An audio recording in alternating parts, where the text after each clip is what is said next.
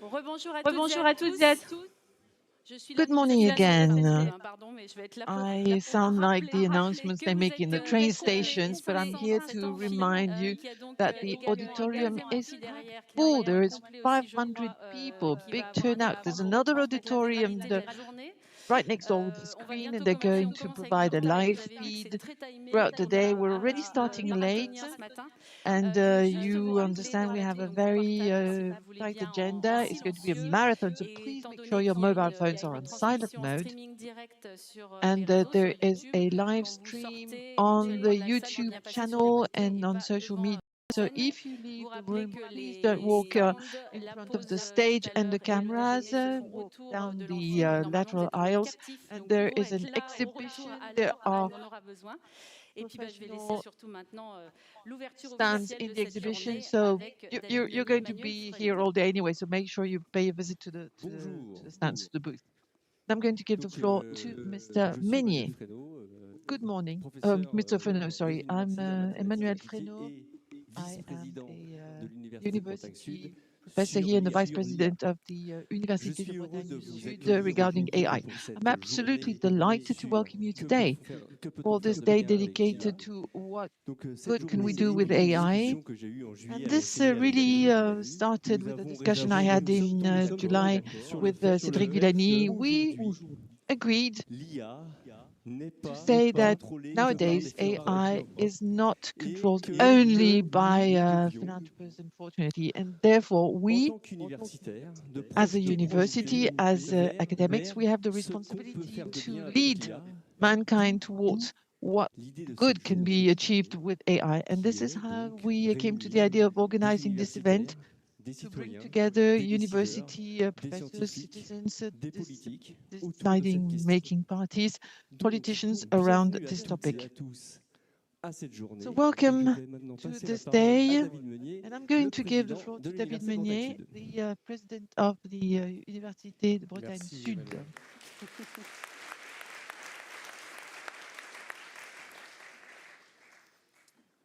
Bienvenue à Vannes. Welcome to Vannes. Je commencerai par vous au nom de l'Université de Bretagne-Sud. I'd like to start on behalf of the Université de Bretagne-Sud.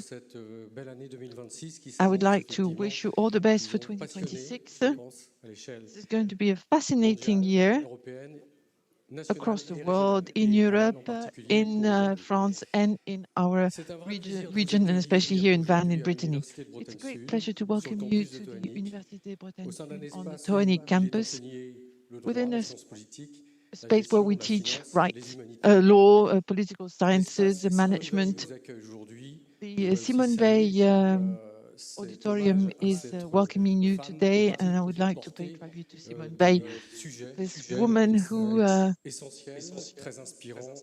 defended a number of very interesting and innovative topics at the time when she was a politician. Now we are here to discuss what good can be achieved with AI. We're here, we're academics, researchers, students, civil servants, partners, both private and public partners. We come from different backgrounds, but we're all facing the same reality. AI has changed or is changing our society in depth. And you'll probably be here because you're interested by how, in the near future, it is going to change your biological sphere. And this is going to cover all the topics that we cover in our family, in our company, the company we work for, with our friends, with our colleagues. So we're here to discuss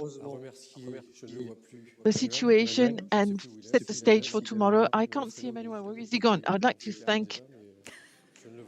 He's already left the auditorium?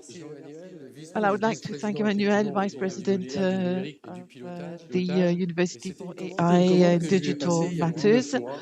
So we asked him 9 months ago, could you please organize an event on AI in Van in the Bretagne-Sud University? And he did. And I'm really thankful that he places AI at the very heart of the topic of the future changes, the digital changes, and we will hear other mathematicians later with whom we will exchange on the topic. But his leadership is very important for our university. And not only our university, he's been working with the private and public partners for months and years, and it provides meaning to our projects. I would like to thank our partners because seen the light of day. There are several experts sharing their experience, and I would like to welcome Mr. Cédric Villani, our guest of honor, who provides meaning to artificial intelligence, and also to Chicken, to Pepite, his hen. My hen is called Traviata. Luc Julia also, who would like to remind us with a bit of humor that generative AI does not exist yet. That's up for discussion. Will Green, the General Secretary for Data for Good. Will Green, with whom I discussed earlier. Thank you for being here. And Alice Schreiner-Sebag from Cohere, Canadian company. And I also have here a number of international guests, French-American guests or French-Belgian guests who have decided to travel to Brittany, South Brittany for this event. We're going to, some people are going to share in the discussion and we will, their ideas will fuel the discussion. I would like to thank West France, our partner, Benoît Guérin, with whom I had a discussion not very long ago. It was like a few weeks ago. The CGI company, they're here in the first row. And they also welcome many of our apprentices and interns. So thank you very much for being here. Eureden, thank you, Alain Perrin. He's going to also take the floor, and thank you for your support. Marie-Gabrielle Daniel, who's not here, but with whom we might have discussed a number of topics. The Cousin Company, Rémi, Christophe, but hello, we said hello earlier, and all those who made this event possible.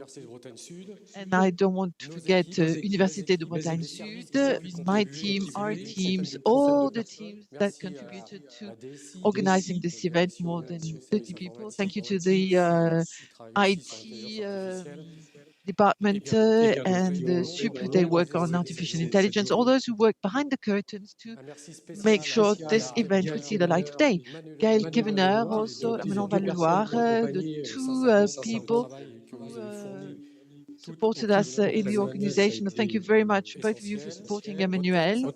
Your work was essential. And all of you speakers, attendees, your presence shows that the topics surrounding AI are not something we should work on in isolation, but rather in a collaborative pattern. We work in a society where AI is a powerful tool but has no conscience, and therefore this brings us back to our collective responsibility.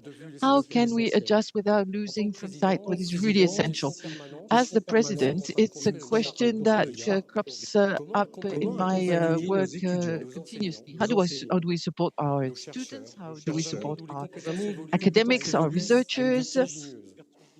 In this world that is changing at a breathtaking speed, our relationship with time is something that we're losing track of, and we're going to have to control this invention. And as I say very often to my teams, please enjoy the now and then. How do we support AI without sacrificing our judgment? This is the program that Emmanuel has worked on. And this event is part of the action, the thinking process, because we don't want to be submitted to AI, but rather to control AI. And the speakers are going to provide us with keys and solutions to face this challenge. We're going to talk about innovation, responsibility, novelty in a world where technology is moving faster than we can control it and tame it. AI brings to the forefront very important questions. Can AI be virtuous? Can AI help us live better? Can AI serve the general interest without increasing the divide? When we are facing those challenges, we should be wary of two pitfalls. rejecting AI because we're afraid of what we don't know, and a blind acceptance of anything new. AI is a tool and nothing else. And like a tool, its impact will depend on how we use it. It invites us to be clairvoyant, to ask questions, to innovate, but innovate in a careful and ambitious way. We should be aware of the dangers, but also the opportunity that AI will provide to solve complex issues, improve our environment, improve our health, but it should be humanized to be able to meet this goal. So this event is an invitation to see the AI not as a threat, but as an opportunity to rethink the way we work, a challenge, a method, a value, an opportunity to build a future together, where a future in which technology will serve mankind and not the other way around. So I encourage you to share your questions, share your idea, participate in the debate, because this is how we're going to provide a meaning to this evolution. I'd like to quote Alain Albert Camus, living is keeping the absurd alive. It should be a source of inspiration, passion, and action. And I officially declared the conference open. What good can we do with it? Can be achieved with AI? This is going to be a thinking process for all of us together. Thank you very much. Thank you, David Meunier. I will keep this mic. Have our totem here. Sorry to call you by that name, Cédric Villani. And just a few words I'd like to introduce to you before I hand you the floor and you talk to us about IA as a force for good. Yes, I know that you're going to walk left and right on the stage. You are a mathematician, and of course, we know that you have been awarded the Fields Medal. You're a very prominent figure in the IA spectrum. You've had jobs at the Institut Poincaré, you've worked there, but you've also helped the government and drafted a report giving meaning to AI. It has become a seminal work to rethink strategy and responsibilities in the field. And this year, you are in direct contact with the academic world. You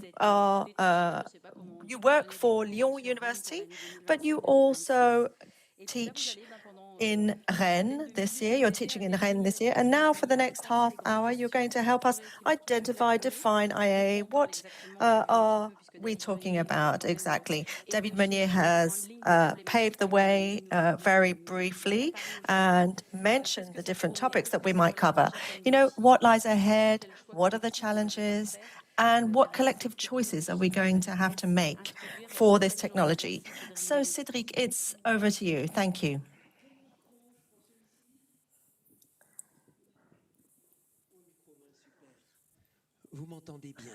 Can you hear me? Great, thank you. Thank you very much, dear Dean, David, dear colleagues, dear friends. It's really great to be here today. I am familiar with this field, which is the university, the academic field, and that's how we first met with Emmanuel Renault. We met 30 years ago, actually.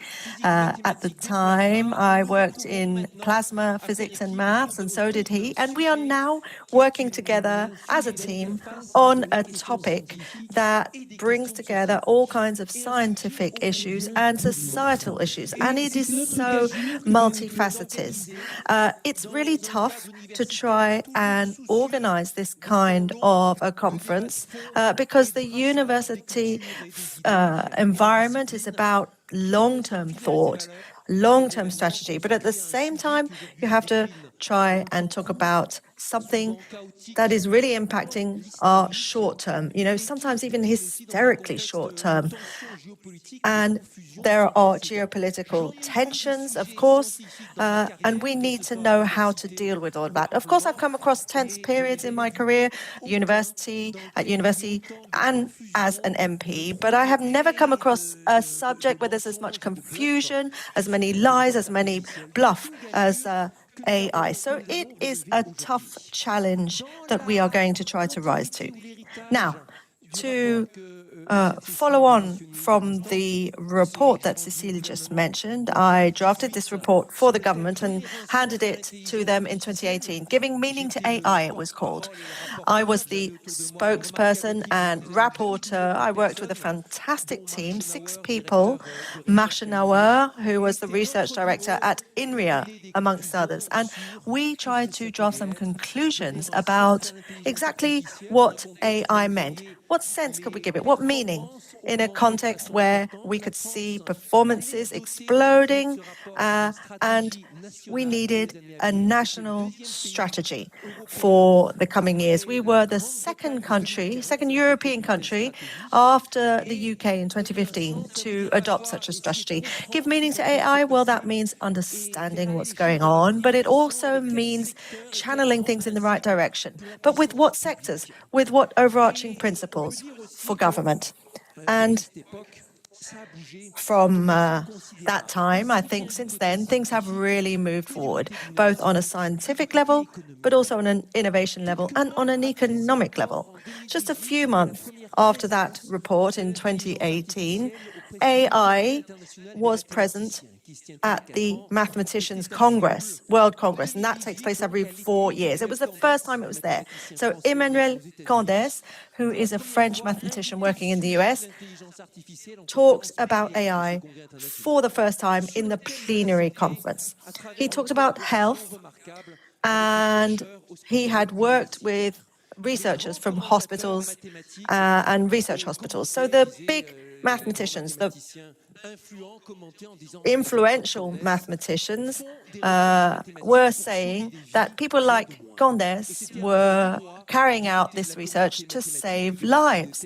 And it was quite an emotional time to see things heading in that direction. Now, that was in the scientific realm. There were, of course, other applications. And in 2022, society suddenly woke up because we had the first chatbots that were impacting each and every one of us. Conversations became realistic and we all got involved. And the previous chatbots had not been very convincing, but these suddenly were. And that's when things started to snowball on the political side, on the economic side. The main difference between the conference I was presenting to present the report at the Collège de France in 2018 and today's conference is that back in 2018, we had to really try and nudge the media to be interested in AI and say that it was an amazing topic, but that today, in 2026, it is so important that it impacts our whole lives, every minute of our lives, and we need to sift through information to try and see what is important.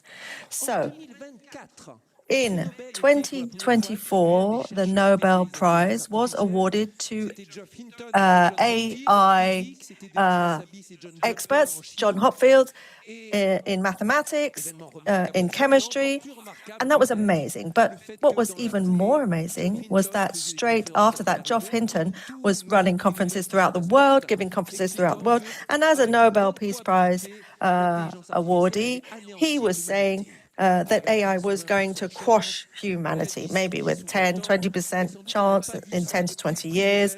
And we had never seen a Nobel Prize winner saying that since nuclear fission and the atomic bomb. But at the same time, Domi Sassabis, Nobel Peace Prize winner for chemistry, was also saying that AI was going to help us cure all pathologies between now and 2030, probably. So there you see 2 different researchers working in different fields. On the one hand, saying that everything was doomed, and on the other, everyone saying that it was a miracle. But that just shows that even the academic world was confused and unable to predict things correctly. But today, it's worth taking a look at the media when it's talking about society, but also the economy. Things snowball immediately. And I know we are in a particularly volatile context at the moment. The media is saying this, that NVIDIA, which has the biggest market share for chips, had 50 times less revenue in 2018. So they're saying that you've got no idea what's going to happen in 2026. I don't know exactly what they mean. Their CEO is saying it's not even worth learning how to program for the future. And we're just wondering whether this is not just to distract us from the scandals, because there is the hugest illegal tech site in the world, which gives them access to all of the books available for free to train their algorithms. But on the human side, there is also a tech company called ASML that is generating hardware. And the media is telling us here that they're overheating. They've got so many orders on their books that they can't fulfill those orders. They can't respect them. But on the American side, we've got Meta, we've got Tesla. They've just had a tricky year. They've had big setbacks, but they're going to continue to invest hundreds of billions of euros into AI, into robotics, because they believe that that is the solution. Connect smart glasses, robots, etc. Now, in the financial sphere, we are worried about two things. On the one hand, if we don't invest enough, we are going to be crushed by our competitors. And on the other side, if we do, we'll be ruined when this bubble bursts. So we're kind of stuck as the meat between the two slices of bread in this sandwich. Now, the American Energy Ministry is telling people that their main job is not about supplying energy to American citizens, but supplying it to the algorithms for the big companies in America so they can dominate the world. And in France, we are talking about tech giants like Mistral and its huge rise in power and its large language model, which is competing with other systems in Europe. We're talking about Capgemini and all of the problems that they have, their contracts that they have with the American government. That's a scandal. So all of this against a backdrop of huge competition, really intense. Just 10 years ago, the tech giants were talking about cooperating together and sharing the results. But today, it's a fight to the death. And the speed that things are moving forward on, a future where AI will be working and doing everything for us, we can see that we have this 996 schedule. We're asking people to work 6 days a week. And so that struggle is relentless.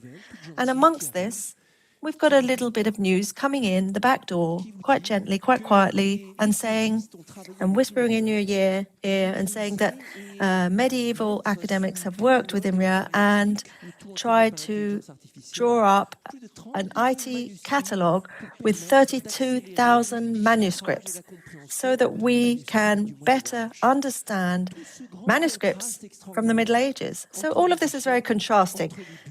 Very different scales, very different aims. And all this is down to AI and algorithms. So that is what I am going to try and deal with today. Answer that question. What is AI? Now, when I began this report back in 2018, I thought, okay, let's start with chapter 1, definition. But after a few meetings, I understood very quickly that there would be no definition.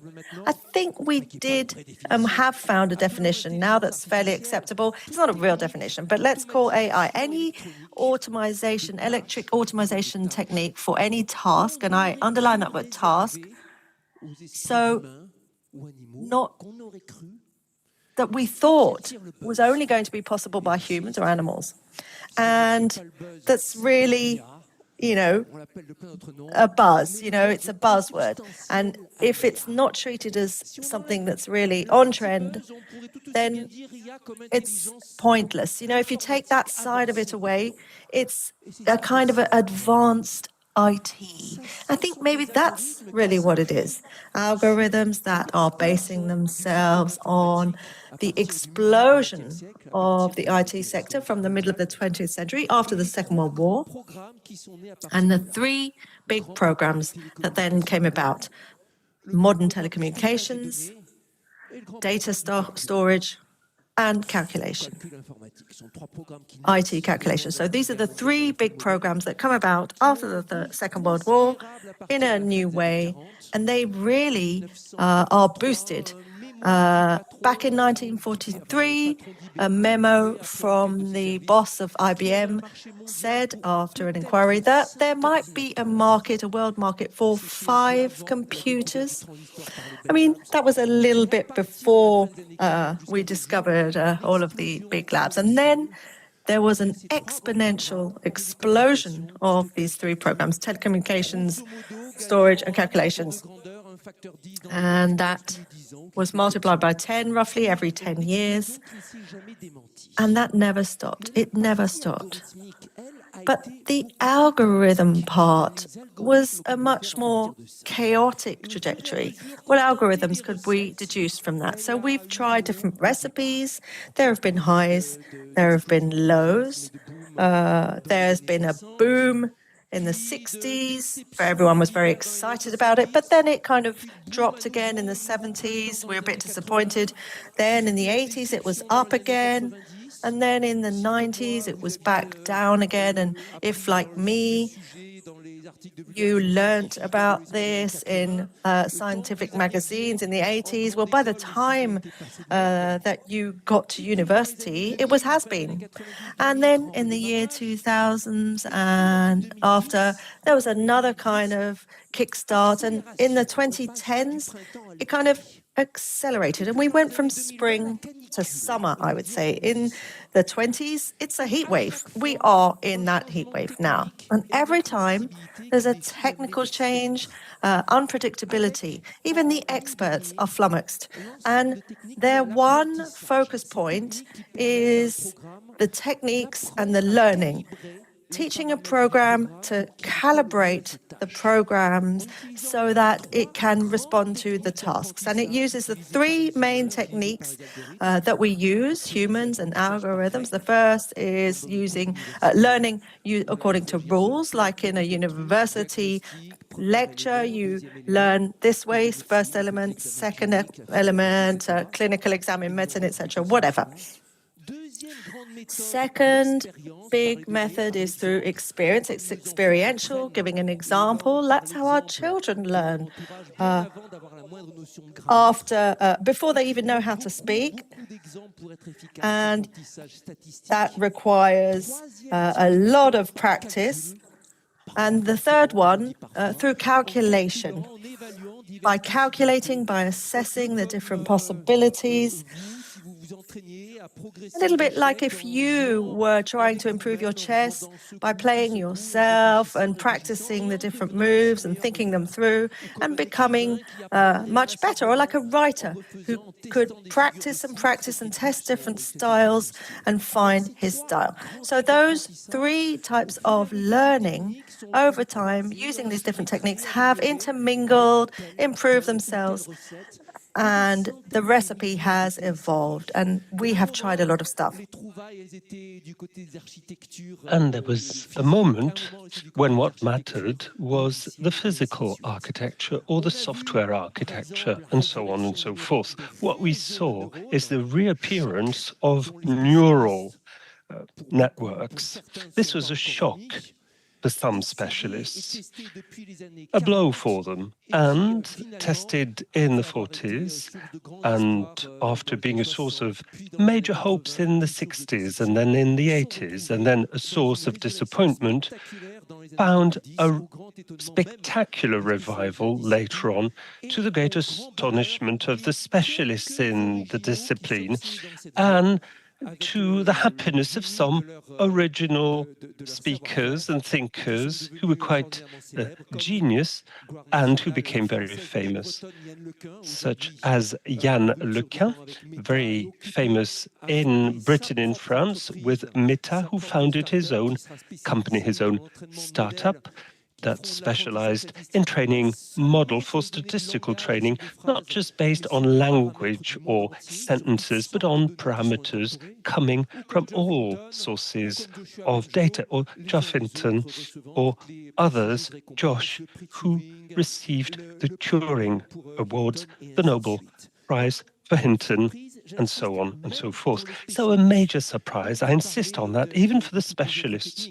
One could even mention the other technologies, the LLMs, on which the chatbots became successes, were known as early as the end of the 2010s. But even the experts didn't realize that they would be so efficient and that they would have such an impact in the public debate, even though the business model is quite uncertain yet. And then, if you look at what's backstage, what can we say really exists from the mathematical point of view?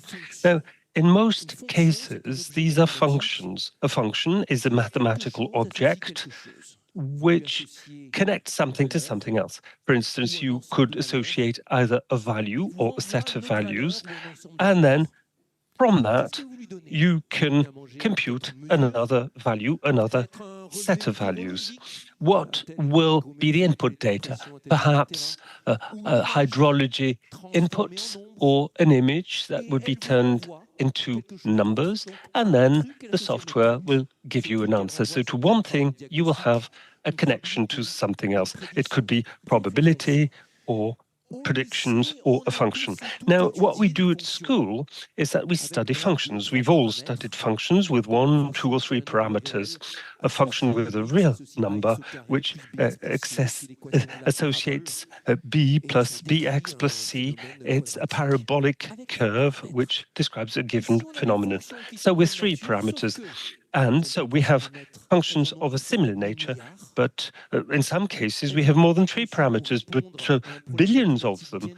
They're not here to find an answer to a well-defined mathematical issue, but the parameters were adjusted by another software that was based on the data from another software. And this is based on databases that cover the whole global digitized knowledge. So these functions are extraordinarily sophisticated, and one might have the illusion that there is a will, a conscience that is on what leads to decision-making. So they're used by everybody, and the initial project to start with was to better understand how we use our intelligence, how we use this function.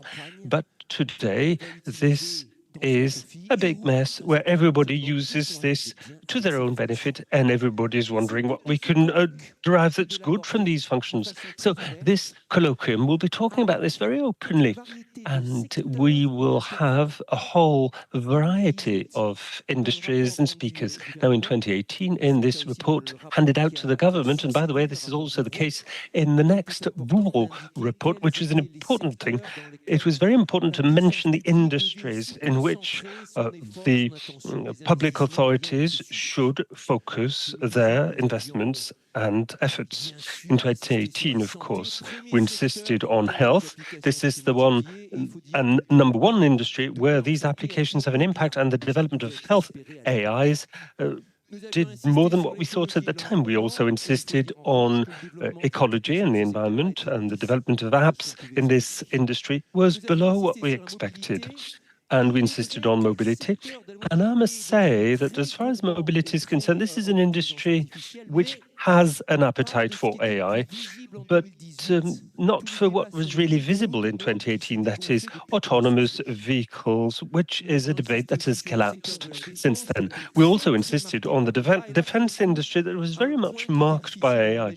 And I must say there was something that was difficult to think about at the time, so much so that in the US, they're saying that this is the biggest revolution in warfare.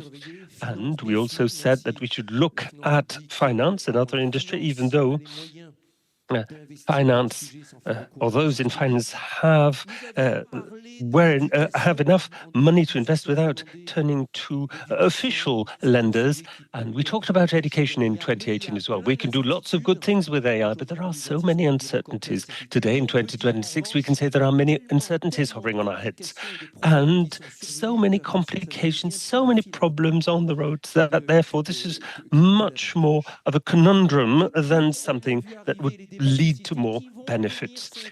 And then the general debate that started, and debates plural, that is on resource consumption and consumption and how big AI would become. There's another debate, which is how much brain time do we have left? And are people at a loss? And another debate, which was on working in a more efficient manner or faster. Another debate on employment, of course. And even though we're not thinking that there's going to be an Armageddon or an employment, but the consequences are, as we speak, considerable. And generally speaking, since this is a societal topic, we have seen that AI has a major impact. So much so that we have to look at the three groups, that is, academic world, the economic world, and the world of politics or policy making. President Meunier was mentioning the names of some speakers as far as academics are concerned. Emmanuel Fredonneau is here from the UBS, but also Charlotte Pelletier, who will be with us in a minute. She will be talking us through her research. Olivier Wong from the Rennes Université, Laurence de Villers, and Mada Kerman from the CNRS, ENS, and Sorbonne Nouvelle, Marie-Paul Kenny from the École Polytechnique and Académie des Sciences, Isabelle Collet from the University of Geneva, Michel Doja in CERN and INRIA in Grenoble, and myself, Claude Bernard Lyon 1 University, and the Rennes University. So that's for academics. We have met several times to discuss several themes over the past decades, and we have different profiles. Now, as far as corporates are concerned, and the economic world, Alain Perrin for Erden, Mathilde Ramek for Le Guesson, and Bilal Chouli for Redmine Partners, Luc Julia, who's worked for Apple, Samsung, Renault, Christophe Touré for ESRI, Justine Lipuma for Micofis Auto and La Ferme Digital, Frédéric Miskawi coming from Atlanta, and Daniel Trocmé for CGI, David Dieudonné for West France, Philippe Claire for Académie de l'Intelligence Académique. So as you can see, different panelists. And as far as the political world is concerned, Éric Potorel from the National Assembly, France, and who is the MP who is really the most versed in AI. Nouvelle Green for Data for Good, an association that is versed into this public debate and the use of AI. Bertrand Rompierre for Agence ministérielle de l'intelligence artificielle de défense, and Anne Lenon, Minister, well known in Brittany, who will be coming this afternoon. So all in all, the number of industries represented today will be agriculture, farming, medicine, ecology, geography, town planning, car industry, IT, food and beverage, the press, board of directors, artists, and defense, trade, and politics. So, a variety of speakers. We will start this multifaceted debate, not to give you orders or to preach anything, but to give you clues. And there will be debates, and there will be a break at midday, at lunch, so that we can continue our little chats. And as usual, we will continue to see what we can do from AI, something good to give a positive meaning to all that. Thank you very much for your attention.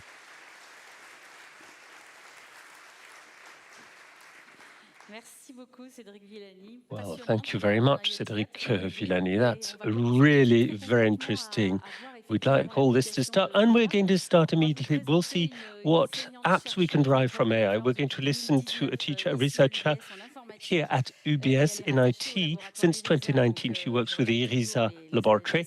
I'm always looking at these acronyms, Institut de Recherche en Informatique et Systèmes Aléatoires. So that's the name of the laboratory. This is really hands-on because they're going to use AI to use imaging sequences and time series taken by satellites to look at how environments change and how the countries, the local lands are changing. So looking at the Earth, and she is the head of Recherche fondamentale at the Institut Université de France to support her research. Charlotte Pelletier, the floor is yours. We're going to give you a round of applause.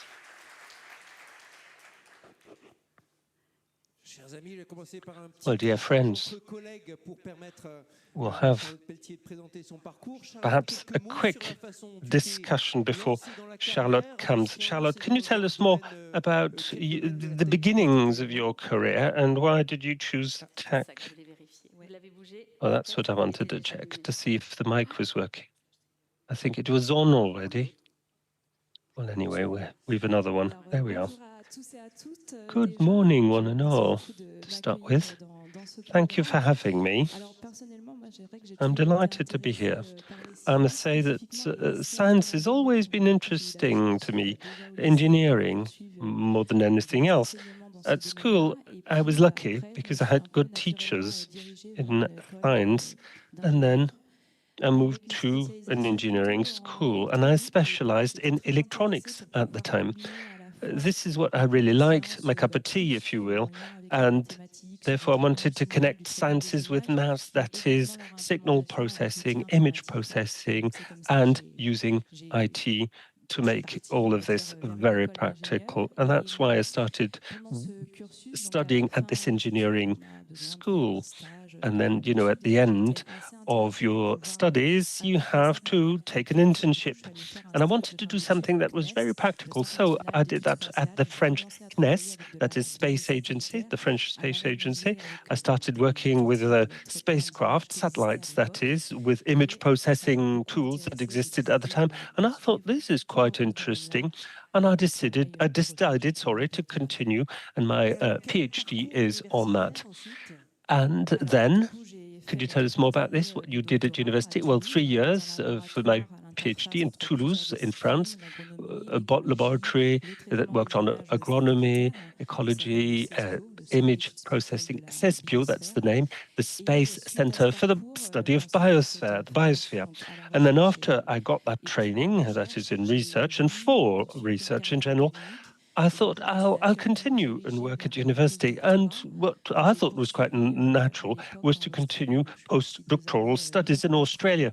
So I lived in Australia for a couple of years to continue my research, more on the IT side this time. I thought I need to take this swerve, this little bend, and I need to follow this conversation on AI and seize this opportunity for the processing of data, the data sets I was using. When was that? What was the general environment like? What were people saying about AI at the time? Well, I got my diploma. I'm an engineer. That was in 2014. And then I presented my PhD in 2017. And I started working in Australia in 2018 for 2 years. Well, as you said, AI emerged with the chatbots, and then it really grew in 2022.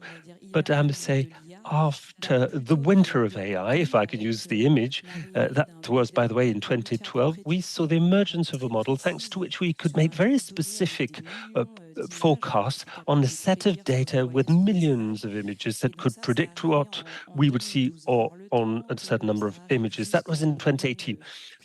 But before it reached my sphere of competence, that is Earth observation, there was a first PhD in France, and that was in 2017. The second one was in 2018. And that's when we started using neural networks for data processing and coming from space images. And therefore, when I started working in Australia in 2018, I learned more about deep learning, how the neural networks were working and how we had to adapt them for our data sets. So that's interesting. It's a new elan, if I can say, that started in the mid-2010s. It really is the epitome of what happened with the revival of neural networks. Absolutely. Cédric Villani, I think you also insisted on something else. You said maybe this is a great opportunity for Charlotte. That is, it's always very important to see that women as well embrace science and sciences and AI. I suppose you were surrounded with men. But could you tell us more about this? Was that easy peasy, or would you say that women have to speak out and be seen as examples? Well, there are many things we can do, as you say. It's not fair yet. There's only 10% of women in sciences. For instance, in maths, in Université de Bretagne-Sud, but the numbers are the same in all universities, I'd say. We'll be lucky because Isabelle Collet, I think, is a specialist, and we're going to listen to her this afternoon, amongst other speakers. Yeah, I was surrounded by men, but I was lucky. I was surrounded by people who were very kind. It's not always the case, as you know, unfortunately, and this makes our job even more difficult. But it's always very important to have this diversity and a fair balance between the genders. We've seen that for AI, there's voice recognition and face recognition software packages that were not adapted at all to recognize and detect a woman's face or voice. And even some medical devices that were not sought for women, not because people didn't want, but they were not on the radars to use the image. Right, 10%, 10%, that's for your gender. It's less than in the 80s, I must say.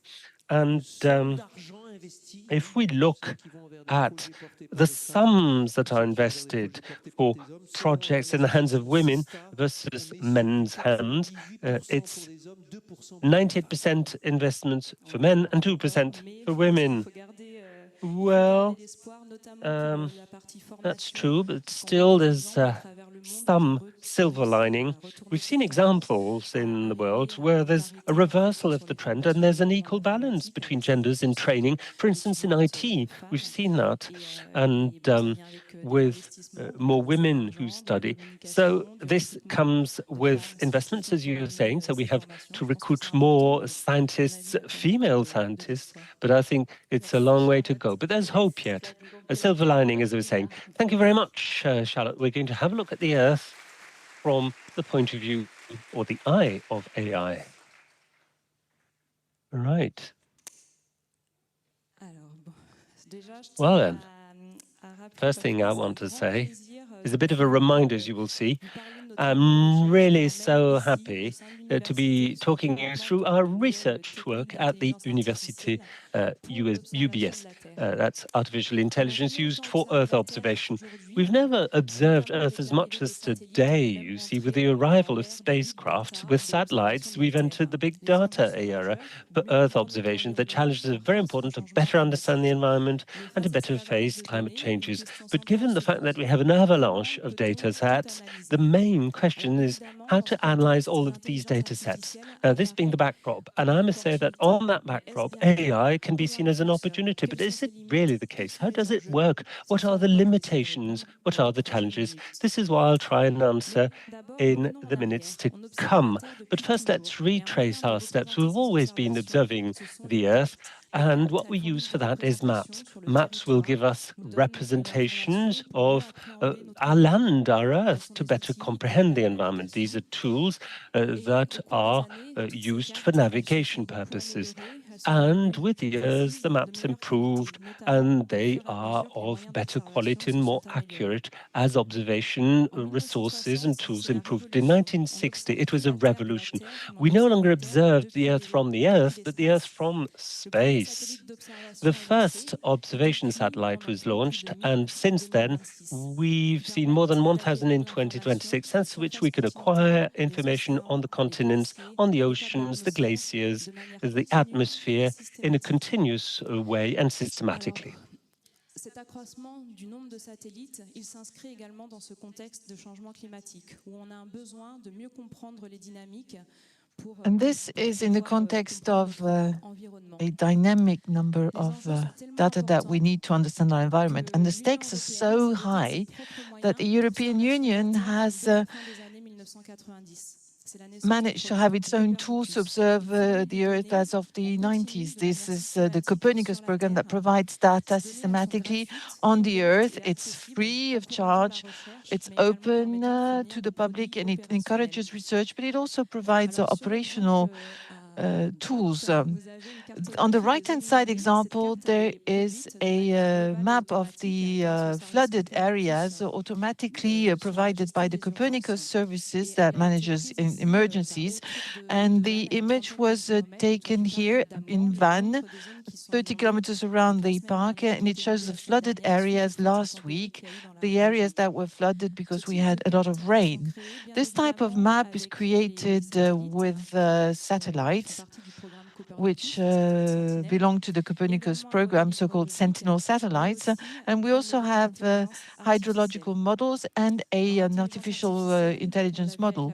Now, artificial intelligence, as we heard from the first speaker, is something that we talk about all the time. We hear about it all the time. But we imagine it under the form of generative AI, ChatGPT or Midjourney to generate text and images. But it's also present in analysis systems, text writing systems, facial recognition systems, or the analysis of urban areas for autonomous vehicles. This was well explained previously.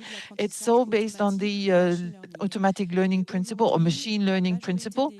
And nowadays, the majority of the models that are being used are relying on neural networks that Cédric Villani was referring to, with billions or even trillions of parameters that we try to optimize. We need to find a pattern in the data. What we call pattern are shapes, textures, regularities, data that crop up regularly, and that the neural network is trying to capture.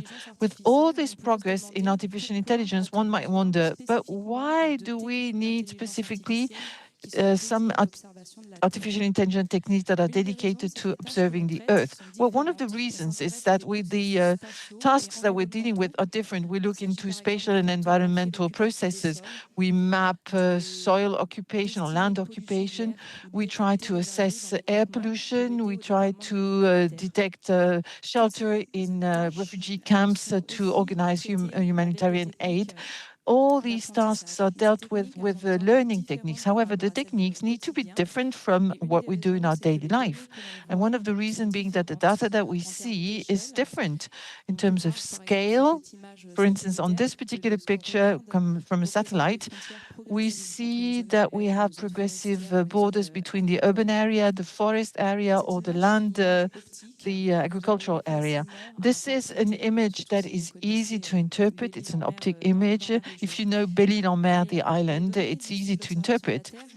But the data coming from Earth observation are more complex. If we want to observe the ocean, the Earth, the land, and the atmosphere, we need to go see well beyond what is visible. For instance, if we want to look at the water stress in plants, we need information. We need the kind of information that we will find in infrared images, and especially near infrared, which is extremely sensitive to vegetation. And also, if we want to obtain information on physical and structural properties of air surfaces that cannot be seen with the naked eye, then we need to use data from sensors relying on microwaves. The data is therefore more complex than what we observe in daily life. Beyond the spectral dimension, there is also a spatial dimension in the kind of data that we use. Satellite-derived data are in different resolutions, available in different resolutions. The Copernicus data, such as the Sentinel-2 data, will provide information with a spatial resolution of 10 yards. 10 yards is the size of a pixel. It's 10 yards per 10 yards of area. And there are satellite data with a very high spatial resolution, less than a yard or less than a meter. And if you want to look at the campus here in Vannes, you can see this. Now, the very high resolution data is very much focused. It's used for defense or very specific uses in urban areas. From this data, you can also derive a height information by analyzing 3D point clouds, and we can, for instance, analyze the size of a building to value the density of the population. We can measure the height of trees to assess the biomass. And all this data provides information at a given time, and it gives us an image of the environment at that particular time. But when we're looking and when we're observing the Earth, we need to understand dynamics. We need to understand evolutions, how urban areas have evolved over time. And what really matters here is the time dimension. And satellites are useful to look at the Earth's surface, the land, in a very regular way. The Sentinel-2 satellites observe the Earth every 5 days, all the continental areas. And this time dimension obviously has a cost. We need to increase the quantity of data and data storage. If we wanted to analyze all that happened in 2025 on the French territory, we would need 20 terabytes of data. 20 terabytes are 1 million photos, and therefore it's easy to understand that we cannot analyze visually we cannot or manually analyze all these images. And that's precisely why we need to use artificial intelligence to be able to analyze these photos automatically. Now, we know how to do that. We have developed models that will process this kind of data and provide indicators which may come in handy for the tasks that I mentioned earlier. However, are there limitations to these techniques? And the answer is yes. And I'm going to summarize one because it was briefly mentioned in the first lecture, in the opening lecture. I will use a model as an example, a model that we can try to train to predict images such as cats or rabbits. Let's imagine that the data on which the model was trained only uses white rabbits and red cats.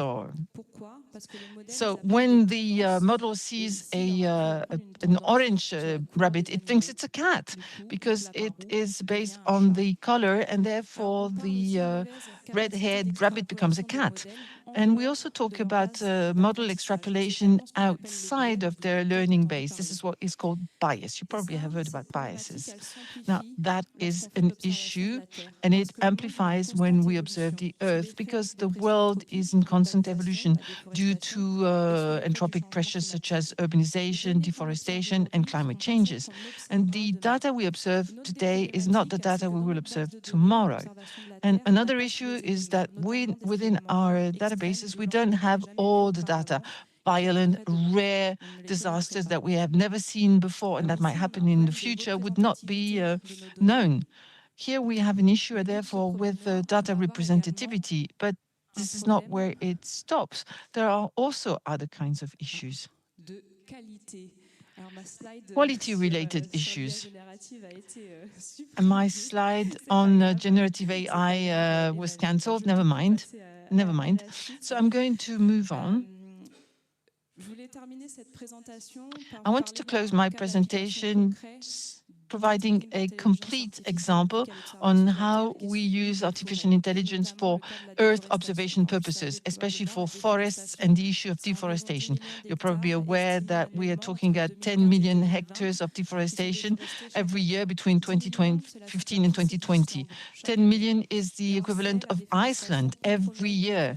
And we know deforestation will compromise the essential function of forests, for instance, the role they play in carbon storage, in soil regulation, and the preservation of ecosystems and biodiversity alike. Here we see an example of deforestation in Brazil, in the Rondonian state, in the Amazon, between 1919 and 2020.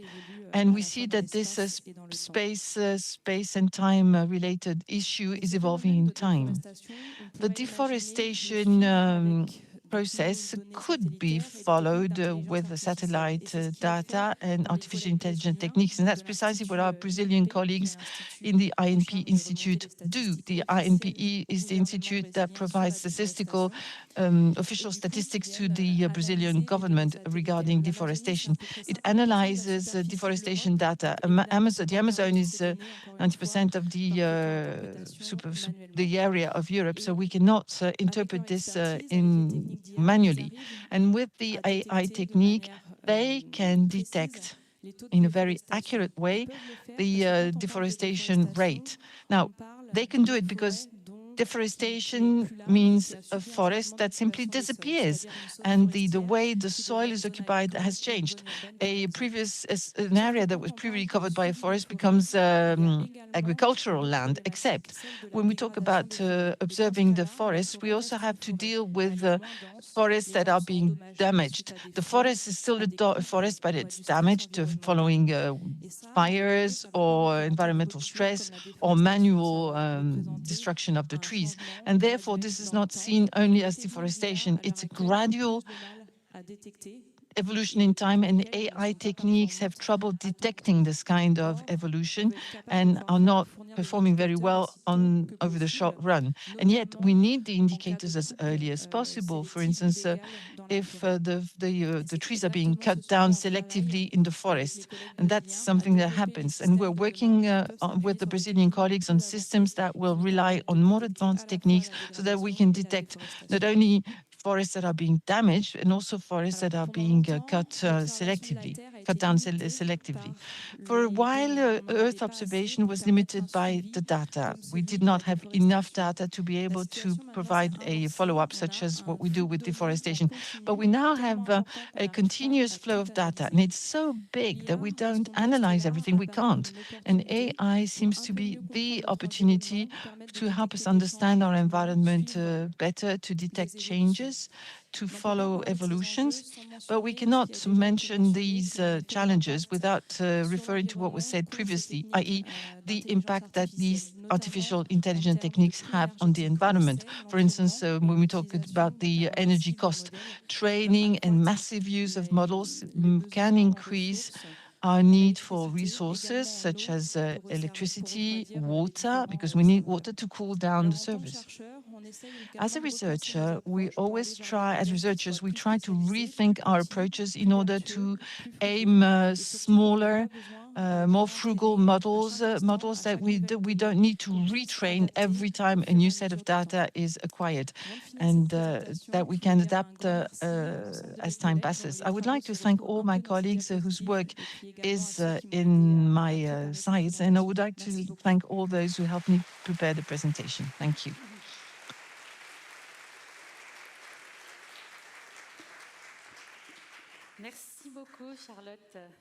Well, thank you, Charlotte.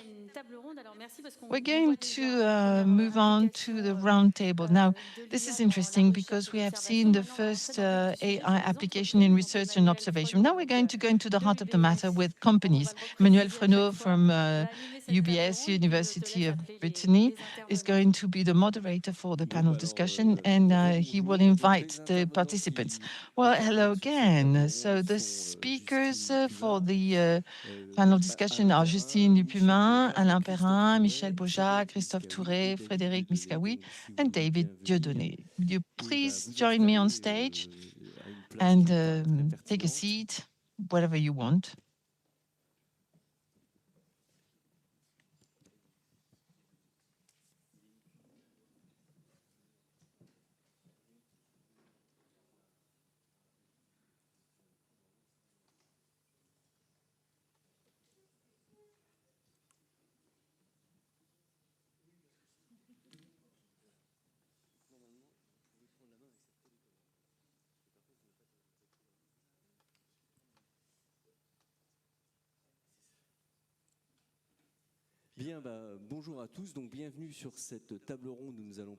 So good morning, everybody. Welcome to the panel discussion. We're going to talk about AI applications that are meant to be used on the long term, over the long term. I would like to ask Justine Nicobain, who's the co-founder and manager of Micofito, the company she manages. Could you please tell us why and how you use AI for your daily business, your daily processes? I don't think this is working. Thank you. Okay, I will steal your microphone. It works better. Good morning, everybody. I'm delighted to be here with you today for this very interesting meeting. Yes, I would like to quickly say a few words about microphyto and AI and the way we use AI and why we use AI. Mycophyto, you have some cues in the name.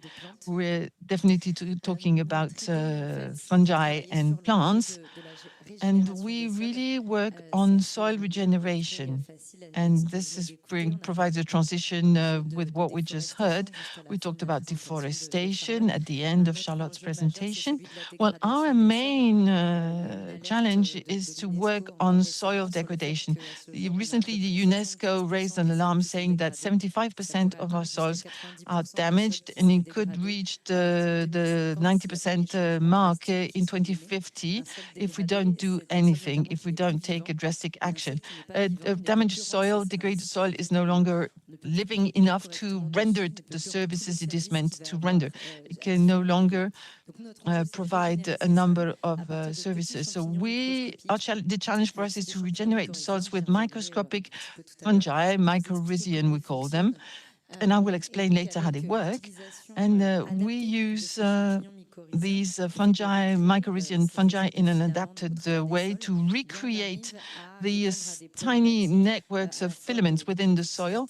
And we can meet challenges such as agricultural production, so that we have better crops, better quality, bigger crops, and with lower water and resource consumption, water and fertilizers, so that the system is both more sustainable and more resilient.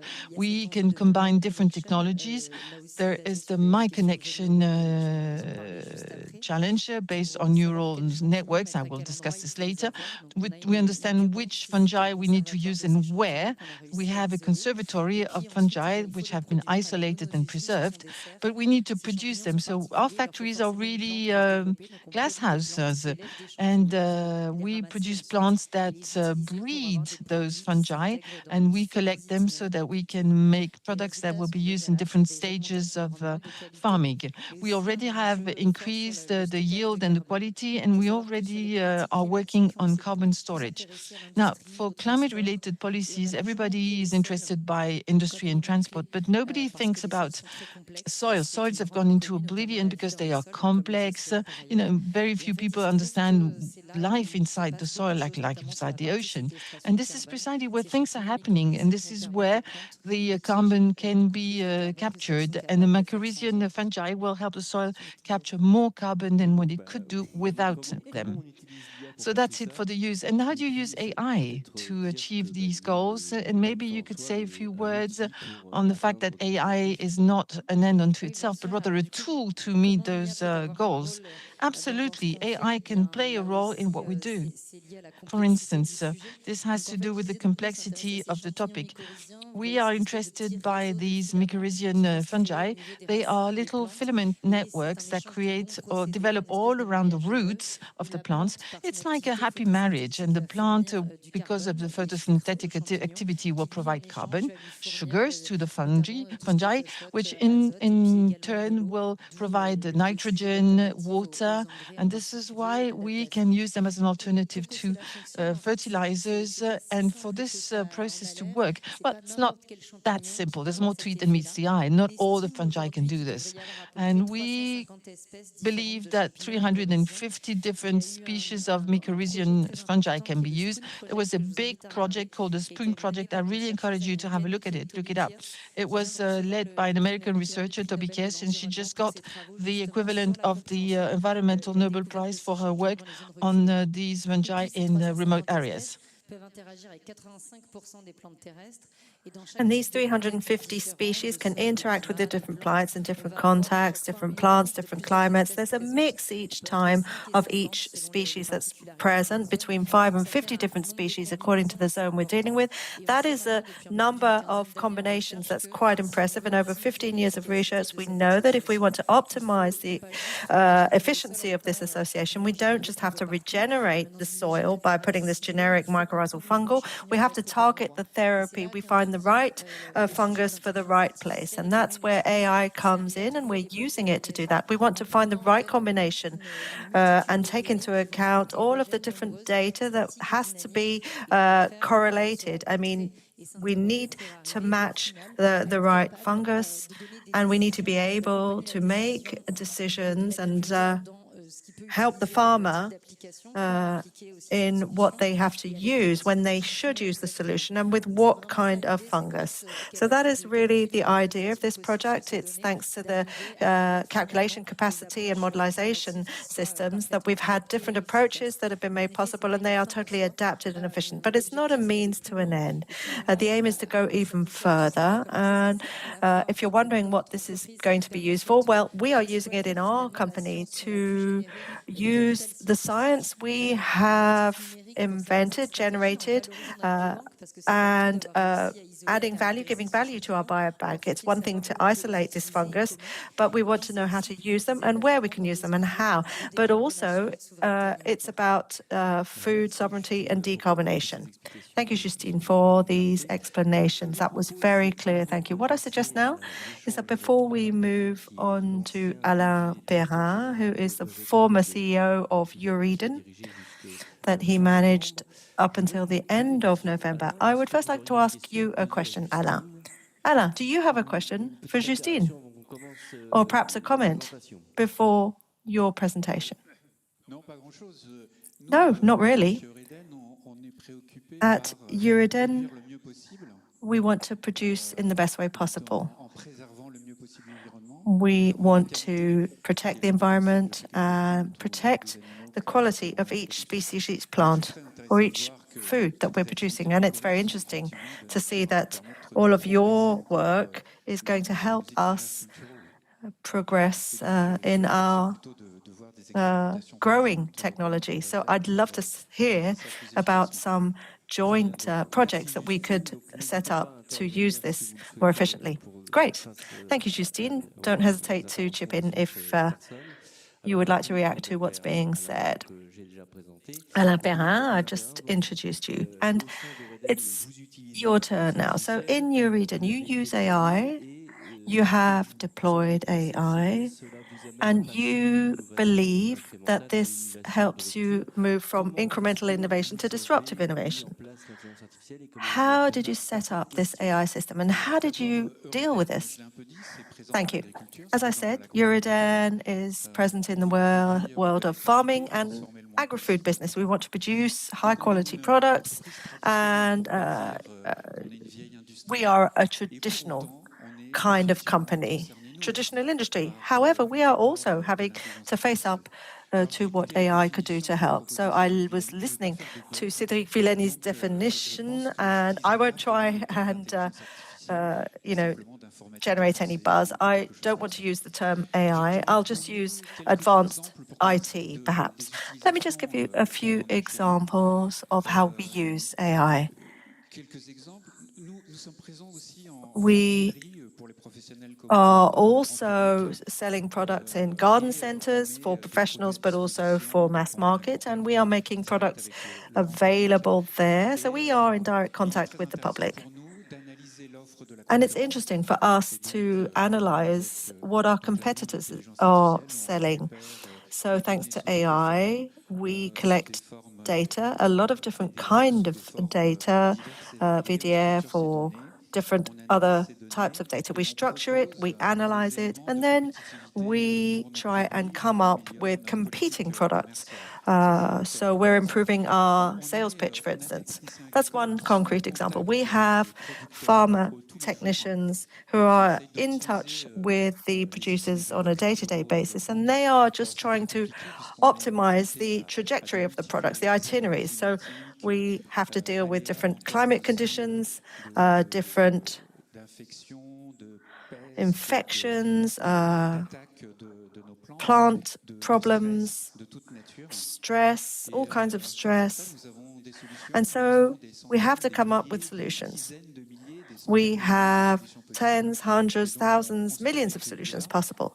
So we generate those solutions, those tools to help us make those decisions. Thanks to AI, we are helping our technicians try and find the right combination between a molecule that can protect a plant very concretely. So that's one interesting approach. We also design digital twins to try and this is more complicated, to try and optimize crop harvest and the itinerary, for instance, of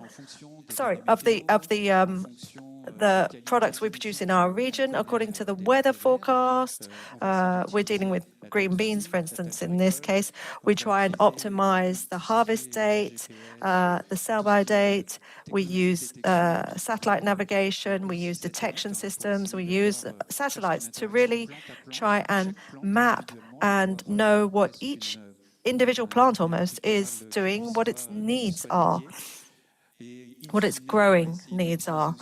And we also try and optimize the harvest date, how we organize that harvest. We try and reduce the transport that we have to use to get to the fields, how we process the foods, and how we preserve them to make sure that the minerals that are in those jars or in those cans only so that they're into those jars and cans just a few hours after the harvest. We've got early adopters, for instance, on the legal side. That is a kind of traditional system as well, but there is a huge amount of information there. They use AI to do their analysis. We also have non-payment problems. Some of our members, we have 18,000 members, have cash flow problems. And with these models, using these models, we can anticipate potential risk and we can reach out to those members and try and find financial solutions that will suit them. And we have more straightforward problems like automating tasks. Before, we used to have to get coders involved, IT experts, but now everybody can fix a problem. You can automate a very complex task, deal with clients, record phone calls, analyze them, and even try and second guess what's behind those conversations and those words, or sometimes satisfaction when we're dealing with after sales. So those are just a few concrete examples just to illustrate that the potential for use is huge and it is really turning things upside down. It's a revolution. Emmanuel, you were saying that it was no longer incremental. It's a real break with the past. You're right. Incremental is when you use decision-making tools, satellites, sat-navs, to have that real precision about sowing seeds, to be able to deal with watering, etc., on each individual part. That's incremental. But today, it's a knowledge revolution. We've really gone up a level. And we are bringing a solution to the masses that only the experts had before. So it's a knowledge revolution, and it is revolutionary, but it's constantly evolving because we are building knowledge on the back of knowledge and so on. And we can see that in the different tools and the different topics that we're dealing with and the different projects. So as I said, it's a real break with the past for us, but it requires some answers. It's a deep change. We talked about the IT departments, and that's a revolution. We don't need them anymore to code. Today, it's the digital department that tries to bill by the hour, but you can't do that anymore. That's not possible anymore. So we are really having to accompany this change. Knowledge, for instance, legal knowledge today is very complex, requires experts, there are chatbots, there are tools. That is now available to all to make that pre-analysis. You can just then be informed and go and speak to the legal services with more knowledge. So we're dealing with this very complex evolution of things. And when it's simple, you need clean data. It needs to be structured. Our processes have to be clean. Otherwise, AI will just be adding chaos to chaos. So we have to deal with that side of things. But we have to be able to invest as well. And that's not always easy because our traditional activities are not that profitable. So that is something we have to tackle. Now, on the main lessons, I would say that we've learned, we need to manage that change, and we need to base that on experimentation. We need to frame it and make sure we're managing it properly to avoid more chaos. We have to use advanced collective approaches to think about IP, and we need to think about deep change and how we manage that change, because this knowledge revolution means that power is changing hands. Power used to be something that was acquired through knowledge. But now, in the field of the living, we have to deal with more complex situations. There are random events that happen. I remember in the 90s, Alain Kuhn, a Fields medalist, said that the complexity of the living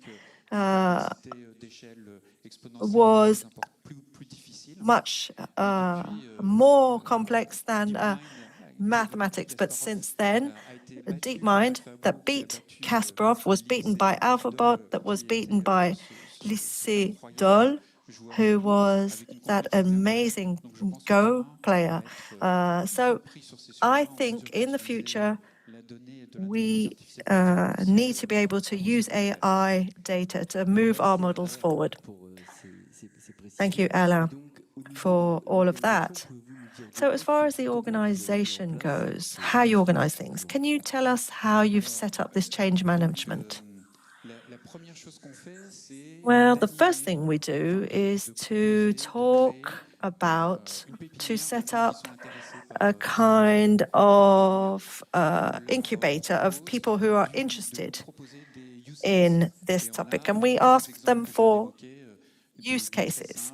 So it might be something very simple, automating a process, or something much more complex, so predicting a risk of non-payment by one of our members, for instance. So we do that. And then we take stock and we decide that we have to select projects. We need help to select projects. So in the beginning, you think it's a miracle and you can just wave a wand and everything will work. But you have a lot of problems that come up. So you have to sift through those. Then you need to put selection criteria, but you need to keep a handle on everything and make sure that those who are at the heart of it are continuing to share their knowledge and to share their solutions. Thank you. Thank you very much for all of that. That was very clear. I am now going to hand the floor to Michel Doja, who is going to tell us about a place where they're using AI, probably in an excellent way, that's in the medical sphere. So, Michel, it's over to you.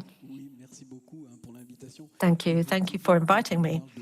Yes, that's true. When we're talking about force for good with advanced IT, well, health is obviously something that springs to mind. If we can improve the diagnosis quality, if we can improve and personalize therapy, even more advanced medical research, well, that's a force for good. It's for the good of humanity. So that seems like the logical domain to apply it to. But AI in the medical field is not at all new. Cédric Villani reminded us that in AI, we were running experiments about how we are learning. So learning according to rules, well, that's exactly how medicine functions. The first system, which we called an expert system, was called MySyn. And that was a system that could diagnose infectious diseases and suggest a therapy. So, as you know, last century, that fell to the wayside because it was quite difficult to update this knowledge that had been coded using experts. And back then, mathematicians were not at all interested in this. What they were interested in was the logic of this all. Because they were logisticians, they needed to be able to replicate the precision of that medical discourse, that logical flow, etc., etc. But mathematicians, as Cédric Villani said, were not that interested in that back then. But things have changed a lot with learning by function, and that has really trickled down into medicine, and it came in through imaging. In 2012, Geoff Rayton's team, as we said, was a Turing Prize and Physics Nobel Prize in 2024. They showed that by using a system based on a neuronal network, which was inspired from the real body system, that meant that we could improve performance through classification of images. And they were using images of cats, dogs, etc. But then people thought, well, this might be good for medicine because we use a lot of images in medicine, in the field of medicine. And in 2017, a Stanford team showed that by using these huge biopsy databases that were annotated, so a supervised learning, there was a human expert intervening, saying that here there is a tumoral zone of this kind. So that annotation took a lot of time and energy. So given that database of biopsies, annotated biopsies, then the machine could learn and then predict or diagnose the kind of skin cancer with much more precision than other pathologists. So of course, in 2017, in one of the Nature journals and medical journals, created a huge buzz, and people said, right, this is a big deal. We should work on this. And that really impacted medicine, first through imaging. Why? Because by using the MRI images, we can follow the progression of a patient and draw up graphs and have different forms of Parkinson's, say, and really situate a patient and predict how things are going to go. So if it's multiple sclerosis, where we do have treatments, then you could adapt that treatment to how the disease is evolving. So it's really a big deal. That's for imaging. But then we worked on text. And today, through text, the New England Journal of Medicine has little enigmas that they run for complex diagnosis. And the machine learning of these little enigma with the solution means that it's then able to predict the right diagnosis for new enigmas with the right kind of explanation. So it's really powerful and very precise. So today, if you're using a tool such as PubMed and you put in medicine and machine learning or AI, you'll have a huge amount of scientific publications that come up in excellent journals. And there are now specialized conferences for medical images and deep learning. You have journals, important journals on radiology, the New England Journal, for instance, that have secondary journals that are just for AI. So it's having a really big impact. And we are talking about industry here. There is a business. There are more and more startups in this field. And by using algorithms, they obtain the certificate to be used in Europe or in the US. So it's really something very, very powerful. Now, what are the consequences on the different players? Now, for the generalists, I talked about imaging, images and texts. We can talk about sound as well. For instance, a conversation between a GP and a patient. Usually the doctors will be typing on their computers and the machine can listen to what is being said to pre-fill the forms. That's also a link between the general practitioner and the experts. That's for a better diagnostic. Now, for those who are the experts, for the researchers, this is a very important tool. A very important tool, thanks to which we can take large data sets, that is, different molecule images or images of organs, and take all that, use all the data sets, and try and see the best pieces of information that you can take from this huge amount of data for forecasts, better forecasts and treatment, because this is going to be based on real data sets. You'll better understand the disease, the pathology, and you can have very specific cohorts of patients. You will have an automatic understanding of the medical cases. You'll be having a better supervision of things, and you'll have the GPs, the experts, but also the institutions, the hospitals, that is. You can better manage the flow of patients.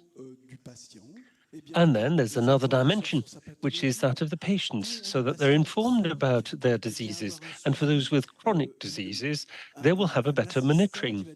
They will have like an assistant who's going to say, have you taken your pills? And so on. And in some cases, and there are trials in that field, you will be using assistants, and these assistants, these bots, will be specialized, for instance, for attention disorders, or for those with severe depression. You will be discussing with a machine, well, of course, connected with a doctor, so that we can see if there are difficult moments or episodes. I don't have much time, so I've given you ideas of what we can do very quickly. The good things, that is, but it's not all that good. It's not completely perfect. There are a number of difficulties on the road. Charlotte has talked about this and others as well, because it's all based on the quality of data. So what you need, what is required, is a quality control of images and texts, etc. And by the way, the documents filled out by the doctors is something difficult to read and decipher, because usually it's not the same, it's not uniform. So you have to understand this and find the right data set. So the quality of information is something to start with. And then the next thing is to have, at national level, the proper infrastructure so that you still keep your autonomy, your country autonomy. Of course, all the data sets will be confidential. There are ethical guidelines that you'll have to follow, and then you'll need the platforms to store the data and to inject the data in very specific pipelines so that the different players, like us, can have access to the data sets to work on these data sets. So we have to think about the dimension of infrastructure. That's something very important.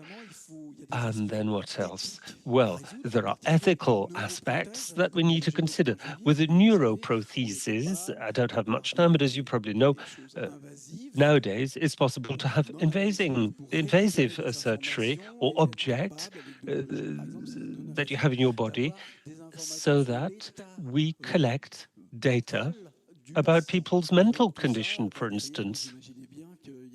Now think about this.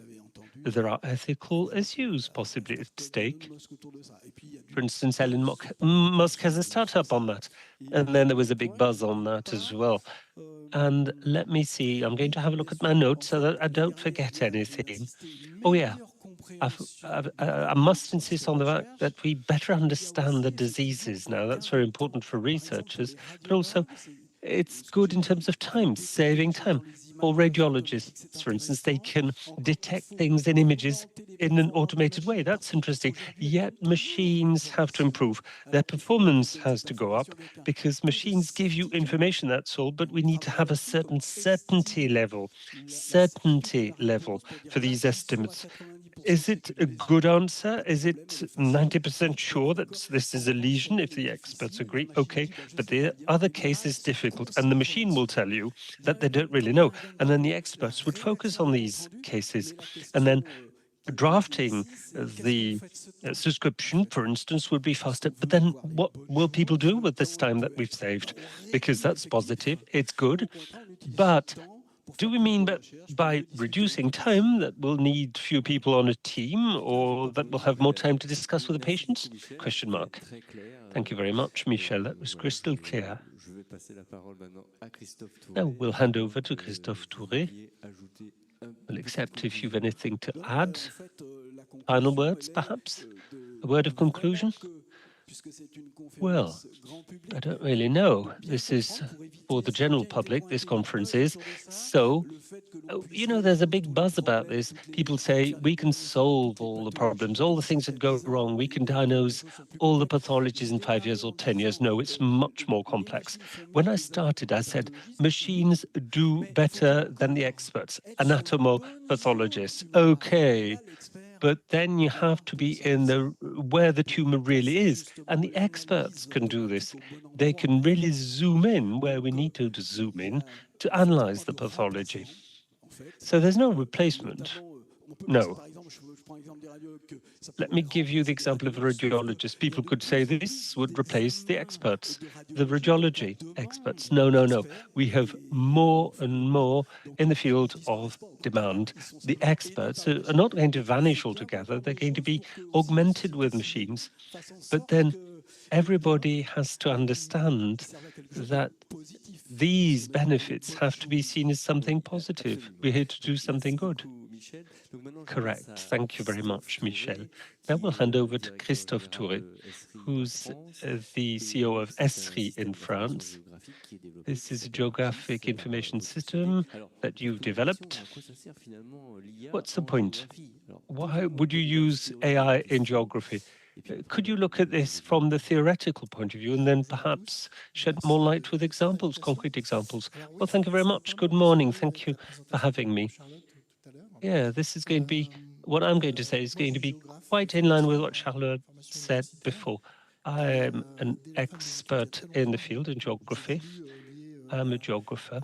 And when I stopped my studies, I thought I need to connect geography with what we called at the time IT, that we usually call data today. Now, what do geographers do? Usually we look at the world, the Earth. With Charlotte, we talked about maps and producing maps earlier on. You know, the world is complex, the globe is complicated. And what do geographers do? Well, they're specialized in not much, but at least they can collect data sets in space and understand how the data changes over time. Now, 4,000 years ago, during Bronze Age, not far away from here, there was a lord who engraved in stone the first topographic map that is ever known in the Saint-Bélec slab. If you don't know what this looks like, have a look at the internet. And we can detect lots of things on Earth to better understand phenomena that are huge challenges for people on Earth, like the global change, economic challenges, economic, health, etc. This is very much space-based or geography-based, sorry. So we provide software packages for those who need them, for those who are looking for a logic in the geography of things in their own trades, for instance, in farming. Or that's good for local governments, or to manage infrastructure for the local governments. I'll give you more examples in a minute. We provide them with the tools so that they can analyze what they do and do a better job thanks to geography. So to be more productive, to be more efficient, and to have a better understanding. And this is a way of documenting the world. This is a digital view of the world, thanks to which we'll be able to address more global issues. Now, AI is only the latest wave of technological inventions for geomathematicians, as we call them now, those who use these tools. It's the last or latest wave, rather. Now, let me pick on what Mr. Perron said before about entrepreneurs in companies, and what you said as well about the time we can save. Well, that's the question. What are we going to do? Do we have more leeway, more free time? Will the employees have more time for themselves? Is it good for the clients? Is it good for the suppliers? Is it good for productivity. Well, is it going to have a major impact on business models? I don't know. Anyway, that's not my point. Let me tell you very quickly why I think AI is very important. For someone whose job is a software developer, we produce digital tools to produce tasks connected to geography. Number one, with AI, we can simplify a number of tasks thanks to the user experience, the man-machine interface or human-machine interface. With chatbots or conversational agents, we can ask questions that are easier to understand than complex or specialized software. That's true in our area. Now, the geomaticians, as we call them in French, geomathematicians, that is a special niche market or job. And with AI, all of this is much more accessible. But who knows?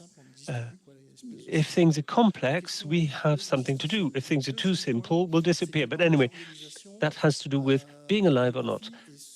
Now, for organizations or companies, geography is important. How things are organized in a territory or locally. Geography is the starting point. All the activities connect to geography. All the activities, all the industries, the territories. For instance, someone who is in town planning or electricity, Enedis, for instance, well, they work with cables placed under the pavements, and when there are works in the street, you should break these cables, etc. All this has to be a good match, a good fit in terms of town planning. So we need good systems integration. We need, therefore, the labor force. Quite a lot of work has to be put into this. And there are many standards as well, data exchanges and all that. Plus the agentic architectures, that is the ability of having systems that connect with agents, that is AI, with data interface models that are based on LLMs that need less formalism to exchange data. And this is going to be a revolution for complex systems. That's something that's very interesting. So that's what we work on, this type of architecture. Number three, we want science to continue to grow and to advance, or rather, we want to use science. We want to use science, for instance, what Charlotte did before, so that we provide people with tools that will be fixing problems. Is it okay? Can I give you examples now? Yeah, you've a couple of minutes. Okay, I'll be quick, but I want to stand up. Otherwise, I can't see what I'll be talking about. So this is in New Caledonia. This is the Coral Sea, 3 times as big as France. This is in New Caledonia. There are Chinese fishermen, and they're fishing massively. France wanted to protect the seas, and therefore we have a protection system now that has been set up for the natural park of the Coral Sea. Now, this is a system which has been developed with the local government. The objective is to make sure that the sea business or the fishing business is going to be scrutinized by satellites. Here, as you can see, this is Copernicus. And with this system, we can clarify where the ships are and where the vessels are, and if they're fishing or not, their activity. Because inline, we can use the Sentinel archives, and we use analysis-based models, that is the signature of the vessels or the fishing boats. These are models integrated in the standard tools that we use. So we track the vessels, we determine the suspect behaviors of these vessels, either incidents on board or fishing behaviors, which are illicit, and therefore we can act. We detect vessels, but also here, as you can see, elephants or swimming pools if people don't pay their community tax or home tax. So there are trained models that we can use, all types of models that we can train and train again, thanks to our tools. So, as you can see, this is what we do, research at an industrial scale. This is for electricity. Now, as you know, the first thing for Enedis, the first maintenance expense is the management of electronic devices, because when there's a storm, everything blows out, and then you have there's a power outage, that is. So they have to work on maintenance. So doing that with a helicopter was quite expensive. Not really good in terms of the footprint, the carbon footprint. So you have to target what has to be repaired. How do you do this? You look at the overhead lines that are broken, and depending on the trees and shrubs and types of things that grow and how quickly they grow, you have to plan things. And if the trees can fall on the overhead lines, for instance, and you'll have to measure the distance and then use the teams that are going to check all this, the maintenance teams. That's another example. A park, a leisure park, asterisks, and it's a leisure park and a ski station in France, but also in Europe.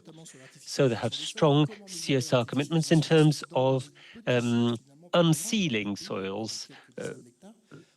That's about 10 hectares. So we train the models that will give you a map of the sealing of soils and how many buildings have been built. And that's good for them when they produce their CSR report. So you see, this is another example of how we can use our algorithm at an industrial scale. And here's another map of Brittany. So this is Brittany.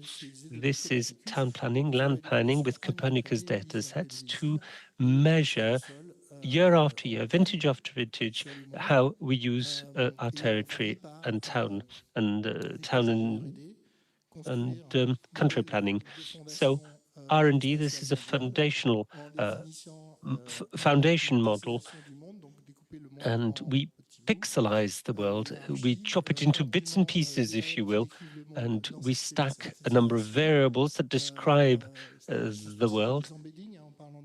This is what we call embedding in AI. And then this view of the world, in a nutshell, is available now. This is what we do with science. This is what we can do. This is what we've developed. And that's the end of my presentation. Thank you very much, Christophe. Well, that's quite interesting. Now we know practically what we can do with AI. AI connected to geography. And would you like to conclude? Well, you see, we usually say that this is a Copernican revolution. Now, I've seen office computing in the past, and then the web, and now it's AI. It's a springboard to create more value. It's incredible to create more value. There are risks attached. I could have mentioned other types of uses. And if we took a moral stance, we could say, this is not good. It's either good or evil, or what's good and what's evil. But, you know, we can detect a tortoise in a lagoon with Minwana, which is an association we support, to know where the tortoise is going to lay their shells, and a Ukrainian drone, which could possibly detect a target in a uniform way. Well, looking at uniforms, soldier uniforms, and very quickly they can fire at them. What's good? What's evil? That's another major issue. Well, right. Well, thank you very much, Christophe. Now we're going to listen to CGI, Frédéric Miskawi from Atlanta. You'll be talking about a number of applications for industry players and financial applications that you might have developed at CGI. Thank you very much, Emmanuel. Thank you, David. I'd like to thank the UBS, Université Bretagne-Sud. I'm American from French background. I've been working in the US for more than 35 years. So that's my company, CGI, a Canadian consulting firm, 96,000 people who work for us in the world, and we work for industry. Now, today I'll talk about hype. Hype, Cédric, I'm sorry. And, well, you know what we're seeing today is a change in software development. It's going to accelerate innovation, the innovation we've been talking about. I'm in charge of a number of programs, global programs, to accelerate the technology. 20% of our headcount, or revenues rather, come from the products we've hatched for different industry players. And we've seen that software development is changing today. Software development could have taken a year before, and now it's going to take a week. and we have 10 million lines of code to create a new web browser. And now it's in a week rather than a year or a couple of years. And this means that the way we deploy the types of solutions to our clients will change. And then there are other programs that we deploy today. For instance, the type of program that we develop accelerates code development. We see the developer's job changing rather than being simply a developer with a tester, with a designer. These jobs are morphing, merging together. One role, one person that provides instructions to agent ecosystems, and that creates value. We're really looking at a specialization in the role rather than the specialization having to do with code deployment. We create the code, we test the code. Now, it's no longer like that. We provide instructions to agent ecosystems, and the job is much easier. What is an agent? An agent is a language model brain with some storage, some memory, short and long term, and then that has a capacity to use tools. And that kind of agent receives instructions from us to perform very simple tasks. And the next stage is that we make them play together. We organize them together, and we end up with the agent ecosystems, which are capable of performing some tasks in an autonomous way. We end up with more or less autonomous agents that can perform a task in a matter of hours. And the life cycle is longer. So rather than doing just a few hours, they can work for a day or a day and a half. By the end of the year, we will agent ecosystems that can run autonomously. And they can do a job in 1 week or maybe 1 month. Then they can solve some very practical issues. For the industry, we have HR processes, for example, and we see in real time that they have the capacity of adapting in real time. They work together, they create subtasks, and we can automate the process and the value that we offer our clients. There is also another program that we use, so-called sovereign AI. A bit difficult to explain for me. I'm American, I work with Canadian companies. There are billions of revenues for the American government. I mean, the revenue we make with the American government. And we recently have received many requests to decouple the American service from the type of agent that we use. How do we deploy the technology in a more sovereign way, more autonomous, more European, more Canadian? We deploy this kind of system. We provide information to our customers on how to deploy the solution, how to increase the autonomy. If we compare with the American services, I mean, decoupling it from the American services. And then another solution is what we do with voice conversations. We talk to the agents. For instance, we can automate call center functions, consumer support centers, and this kind of automation is speeding up. And this is where the hype comes into play. The process is speeding up to the degree that we have interactions with Microsoft, Google, OpenAI, and we're all in the same boat. And it's going so fast that we can't stay abreast of the process. We can't keep up. But that's what we were saying earlier. It's a war between some of the players. Do you experience this war, this conflict? I mean, you're talking about collaboration more than conflict between the AI players. Well, we call them frenemies, friends and enemies, a collaboration, and at the same time, a very specific kind of competition. We work with different players, OpenAI, Google, Microsoft, and others. The point is that we want to work together to find new ways to speed up the agent ecosystem vision. So how do we provide a goal that is precise enough for the agents to solve an issue within a month or within a week? I mean, that very much relies on collaboration between the providers and collaboration with companies such as ours.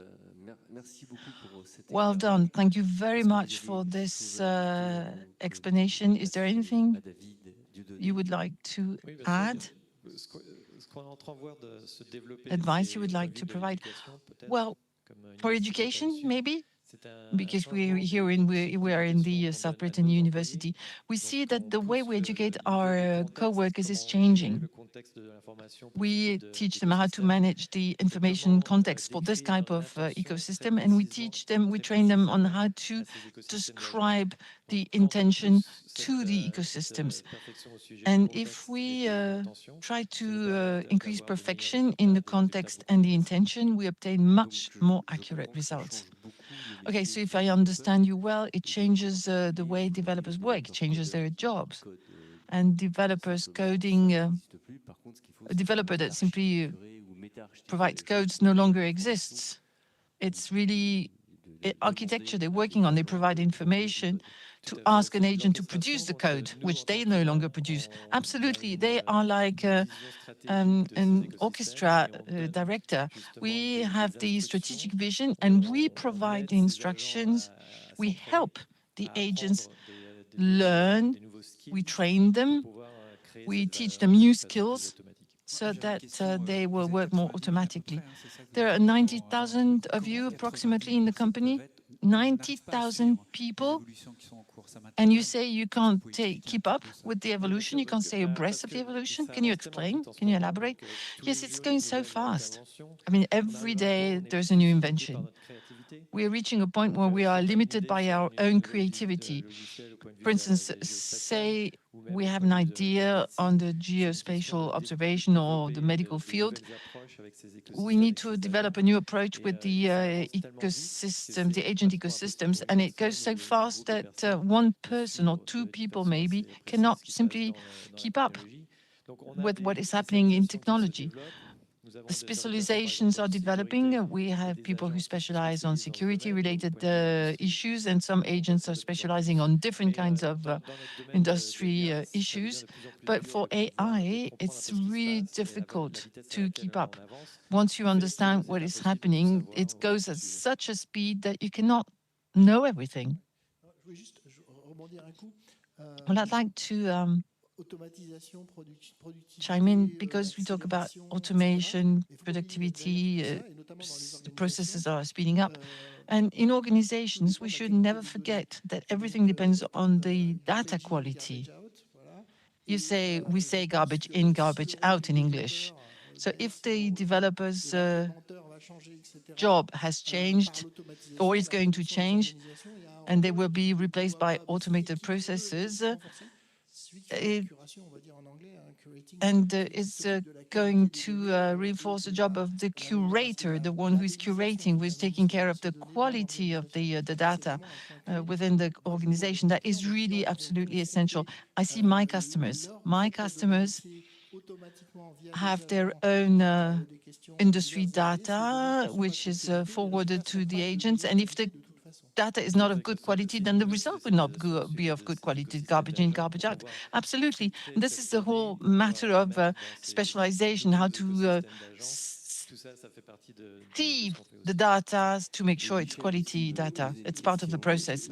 Yes, Michel wanted to ask a question as well. Yes, I wanted to go back to what you were saying earlier. You're absolutely right. A lot is produced and it's very difficult to keep up. In medicine, there's one thing I did not mention. It's important to validate the systems being produced, the systems made available. Validate means we analyze the performance in various situations like we would do for drugs, and that we are not yet good enough at. So we need to assess what more it provides than what we do already. Can it give us a better performance? And there are so many different systems that we need to assess. At INRIA, we have a high number of project teams, and the number of project teams dealing with healthcare-related issues is increasing. This is a very, very strong trend towards partnerships to assess all of this work with INSERM, with the French Institute for Medical Research, and INRAE for anything pertaining to agriculture and the factors that may influence our health status. So in order to be careful with the buzz, there are some research directions that need to be performed as a partnership so that we can assess. And we also have to train and educate the individuals. We have to, for instance, educate healthcare personnel on how to use these systems. You're right, Michel. The role of man, of the human being, is changing. The validation is what we as human beings can provide versus the agent ecosystems, because the agent ecosystems provide value for us human beings, but we human beings have to play an active role to validate that the result is in line with our needs. You're right. We have to make sure that the machine, that the tool applies the same values that we apply, we human beings. I mean, we have some examples. If you ask a question to a tool for medicine and telling the tool that you're an insurer or that you're a doctor, an oncologist, for instance, if the question is, should we perform should we treat the patient or not, depending on the price of the patient, obviously the answer will not be the same depending on whether you're a doctor or an insurer. Well, thank you very much for this insight, because I think it has kept the discussion very alive. Now we're going to move to David Dieudonné from West France, and he's going to tell us about two topics. Topo, a conversational agent that is used for readers, and also other tools that are implemented within West France, which is a newspaper, to help the journalists do their job. Thank you, Emmanuel. Thank you. I hope I will not be perceived as the anticlimax following what I just heard. But just to give you a context, generative AI and its generalization was initially perceived, and is still perceived in the field of media and journalists, as a threat. And for this industry, journalism, media, sometimes generative AI is perceived as an existential threat. We're looking at information production. The journalists are fearing for their profession, and they have had between their hands tools that give the impression that the content could be information. It looks like information, written text, images, or video. And there is a danger. There is a danger for the jobs, because if the machine gives the impression that it can produce the same content that if journalists could produce, then why use a journalist? And there is also another danger regarding the risk of junk information, fake news. Yesterday at West France, we were talking to a specialist of the France Presse Agency, talking about fact-checking. And they came to explain to journalists who are going to cover municipal elections in the near future how to be careful with synthetically produced text, written text or images, and how they should really be careful. And journalist errors that could be due to generative AI being used to produce news or journalism. And there is also another danger. The profession itself is in danger.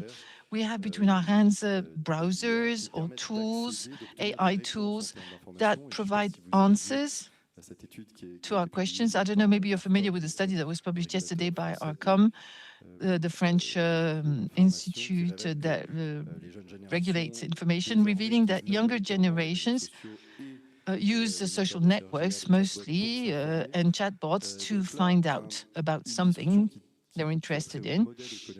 And so here we have a discussion regarding the economic model of the press, because these tools will provide information without the need to click on a source website, and the websites are monetized, and so we have a threat on the media business model. Just to give you some context, so you understand in which universe we are facing the issue at Air France. And yet, we still believe it's an opportunity. For one, well, the first reason being our story at West France. West France, as a newspaper, did not wait for ChatGPT to start looking into artificial intelligence for a number of reasons. First of all, because we've always been interested by technology, and also because we're very close to the public research system in our area near Rennes, in Brittany. And finally, because we have performed the task, and unlike most of the other media, of digitalization of 100 million contents, written text, photos, videos, because we wanted to protect this legacy, the history of our newspaper, which was called West Éclair and is now called West France, for over a century. So we have digitalized all this content. And people have been hired. And this has allowed us to see artificial intelligence as an editorial opportunity. As Emmanuel was saying, it allows journalists to spend less time on time-consuming tasks. For instance, having to write down an interview that was recorded. And if we have the right tool, we no longer need to do the transcription ourselves. And we obviously have to have the kind of tool that will not threaten the right to privacy and confidentiality of the data. But if we have the kind of tool, then we can save time on some time-consuming and trivial tasks, such as tagging articles before you send a copy, things like that. So the journalists would have more time to spend with the sources and the audience, readers. François-Régis Lutin, who was used to be the boss at West France, said that West France journalists are breathing the same air that their readers breathe in. And now we're undergoing a crisis, and the readers are no longer trust the media. And the connection between them needs to be reinforced again and again and again. There are other opportunities, for instance, for investigation purposes, and it was well explained. Artificial intelligence can help us have a better vision on a larger number of data that will maybe escape our scrutiny. The second opportunity is an economic opportunity. We can improve the engagement from our audience. We can monetize the content. And we're back to what Emmanuel was saying earlier. Topo was an experiment we conducted last year to create, for the very first time in France, a conversational agent, a chatbot, a proprietary chatbot on our platform to interact with the readers, so that the readers don't look for conversational chatbots elsewhere on a different platform. This experiment was conducted for 2 weeks. We are now trying to convert the try, as I say in rugby, to bring us to a higher scale and better meet the need of the public, because the viewers and the readers want more technology. And especially for West France, because we are a newspaper that does not belong to a majority shareholder. We are independent, and therefore everything we do to increase our revenue is guarantees our independence, because we simply do not depend on anyone in terms of money. So this is why we consider it as an opportunity, and yet we want to be extremely cautious when dealing with AI. We are working on an ethics charter. Most newspapers, editorial offices have decided not to start like the other newspapers with a charter. We want to write our own charter based on very good knowledge of the practice, and this is how we are going to publish our own charter. And also we created a secure infrastructure so that our data, especially data with regard to journalist rights and intellectual property, are not shared with private actors, private players. So we have our own GPU to train our own models. And finally, I would like to lay the emphasis on the fact that we've always had a very strong dialogue with the social partners. So we have a CSR model, and earlier we were talking about how to go along with the evolution, with the changes. Well, every year we have a discussion with the people in charge of corporate responsibility in the company, so that we can improve the way the experiments are being conducted in a collective fashion. Well, thank you very much, David. I'm sorry, we were going to have to stop. It was fascinating, but we don't have more time. And so is there one last word you would like to say before we close the panel discussion? Oh, I'm very happy to be in a university, because this means we are talking to students, students who represent the new generation, who are going to take control of the models, and they're going to teach us how to adapt our practices in the future. Well, thank you very much to all of you. I believe that we've said it all.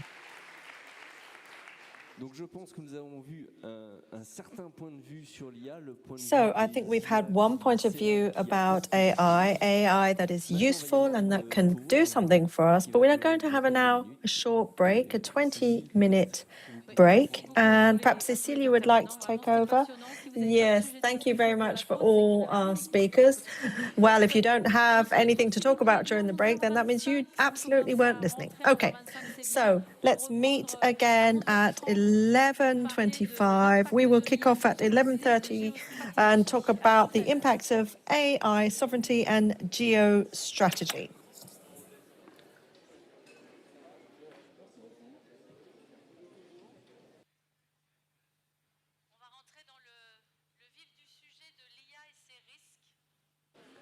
Je vous demande, s'il vous plaît, d'arrêter de parler. Could we please continue? So now we have roughly 20-25 minutes for the next session, and the aim is for you to be able to take part. So if you have any questions, jot them down, and then you'll be able to ask them at the end. But we'd really be happy to have your questions, to take your questions, of course. It's a great moment in the conference. Now we're going to host Lou Velgrin, who is Secretary General of Data for Good. We're going to have a more systematic analysis of generative AI and how it's being deployed. So please, could you give her a warm round of applause? So perhaps just to introduce you, Lou, and remind everybody of who you are. So we're going to talk about Data for Good. It's an association that brings together people who are trying to make sure that AI is used in a virtuous way. You work on data analysis, and the tools make sure they're compatible with what people are doing. And you are pleading for an AI that is in a force for good. You are trying to push in that direction. So you're going to tell us about your point of view, which is a little bit more critical than what we've seen this morning. And we're going to talk about generative AI as well, and the risks and impact of it. And when we talked together, you didn't like the word risk, you said. You preferred the word impact. So perhaps you could tell us more about what Data for Good does, how long it's been around. Since 2022, 2023, we have seen how important these topics have become. So tell us about your organization. Thank you very much for inviting me. So I am the Secretary General for Data for Good. Data for Good is a community of 8,000 tech experts who give their time to try and make tech available for the greater good. So we are trying to equip actors in civil society who are trying to preserve our democracy and work on projects. So we have open source projects, that uses as little energy as possible. And we want to make that available to these associations.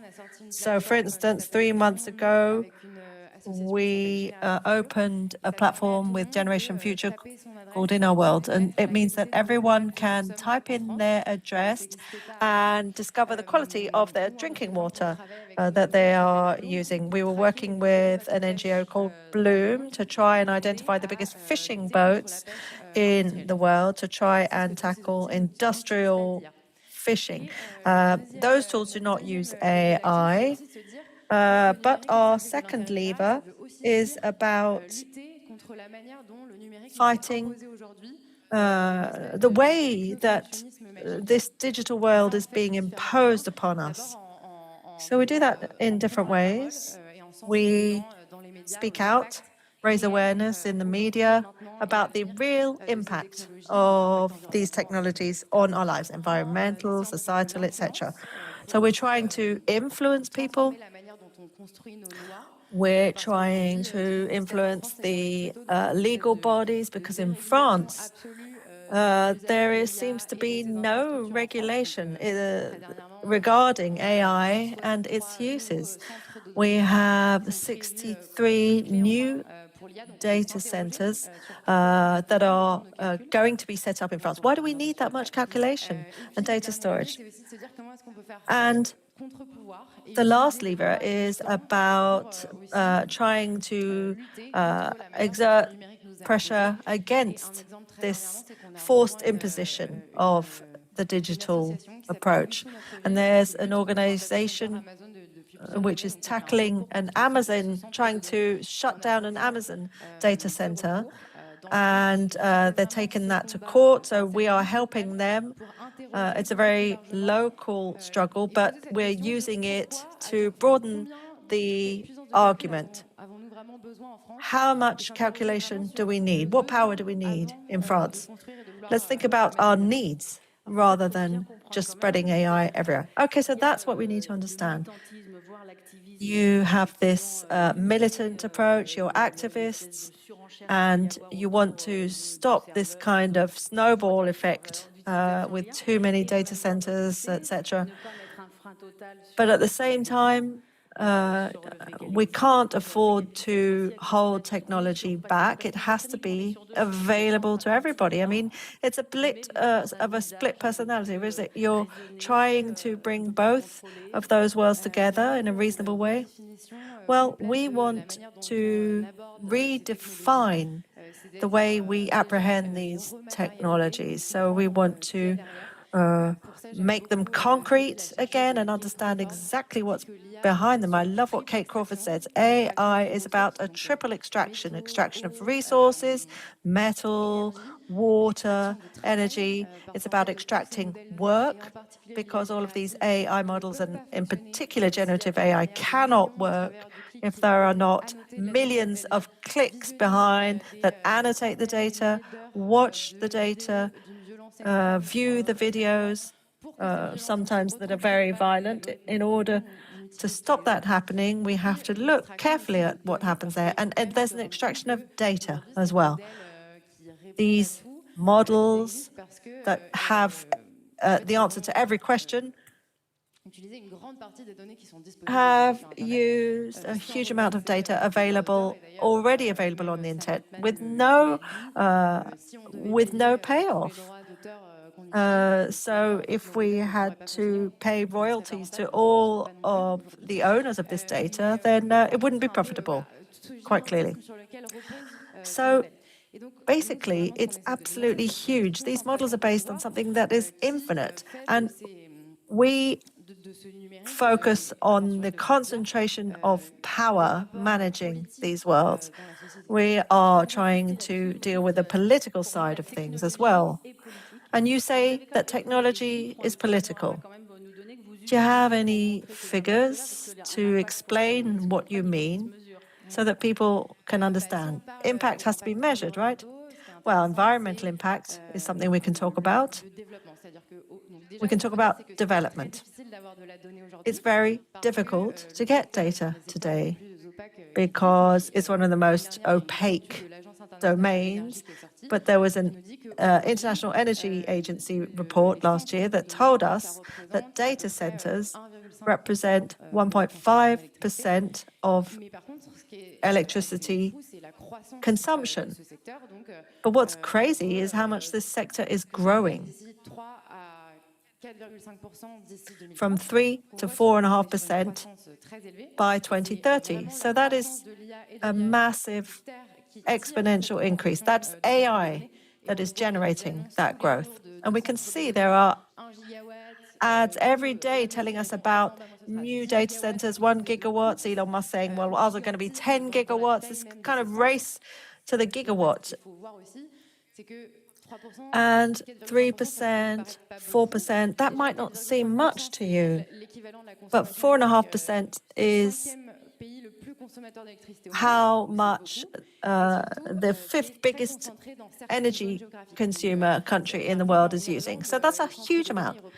For instance, in Ireland, data centers represent 20% of electricity use. So there are conflicts that are going to be generated by that in use. In France, there is an association that showed that the data centers, the electricity used by data centers in Marseille were conflicting with the needs of the ferries in the port. And therefore, that was causing pollution, and people who live near the port, in the poor areas near the port, do not get access. So we need to think about how we use our energy. What do we want to use it for? We are going to have less and less resources, fewer resources, and we need to think about what we want to use those resources for. Do we want to use them to decarbonize the world? So there's another topic as well that's worth discussing. Infrastructures use a lot of energy, and some people think that's not important because AI will help us to find solutions. But we need to deconstruct that point of view. There is not a single study today that proves that. The ADEME, the French Agency for the Environment, carried out a study and looked at 33 digital providers and tried to assess how far digitalization had enabled them to make efficiency gains. And the conclusion of that study was that AI enables you to reduce by 0.2 to 0.3%, so hardly anything. And there's just one little counter effect that can cancel out all of those savings. So you might have a sensor that detects breakdowns, vehicle breakdowns, which then might help you reduce emissions by 5%. But if the drivers are going that little bit further, 1% more, then all of those savings are cancelled. So we can see how vulnerable the system is, how fragile this is. The digital solutions we are using are completely dependent of the context that they're deployed in. And Gauthier Aussil is a researcher that explains those mechanisms really well. We've got all of these myths that we need to deconstruct on technology and on the impact that it has. You're telling us that it's a bit like laughing gas, so it makes you feel good. But then what's also good to look at and important is to look beyond that and see what the other impacts are. You know, what safeguards can we set up then? Well, the biggest challenge, I think, is that our technological choices are political. So we're all involved in this. We need to make those choices democratically. Today, France's digital policy is to set up all these data centers to further our sovereignty, but that doesn't hold. And if you'd like, I can explain why. We need to really swap things around, reverse things. We need to look at those who are the most impacted by these technological choices. They need to be a part of the solution and contribute to finding the right solution. It has to be sustainable. There has to be social justice. We're doing the opposite today. So AI needs to be a tool to further democracy. And what you're saying is that it's creating a social disruption. Yes, and it's concentrating power because this industry is highly concentrated. We've just got a handful of actors, NVIDIA designing the chips, TSMC manufacturing them. Then we have tech giants developing AIs, working on the whole value chain. They are the ones who have the power. We have a total dependence on these digital tools. Even the French Parliament uses Microsoft. But if that were to be stopped in future, what would we do? It would all crumble. Okay, so that's very disruptive what you're saying. And we've been hearing about the good applications of AI, virtuous, this morning in the field of medicine. The environment mapping means that we can work on prevention, manage health and sanitation crisis. So what should we do?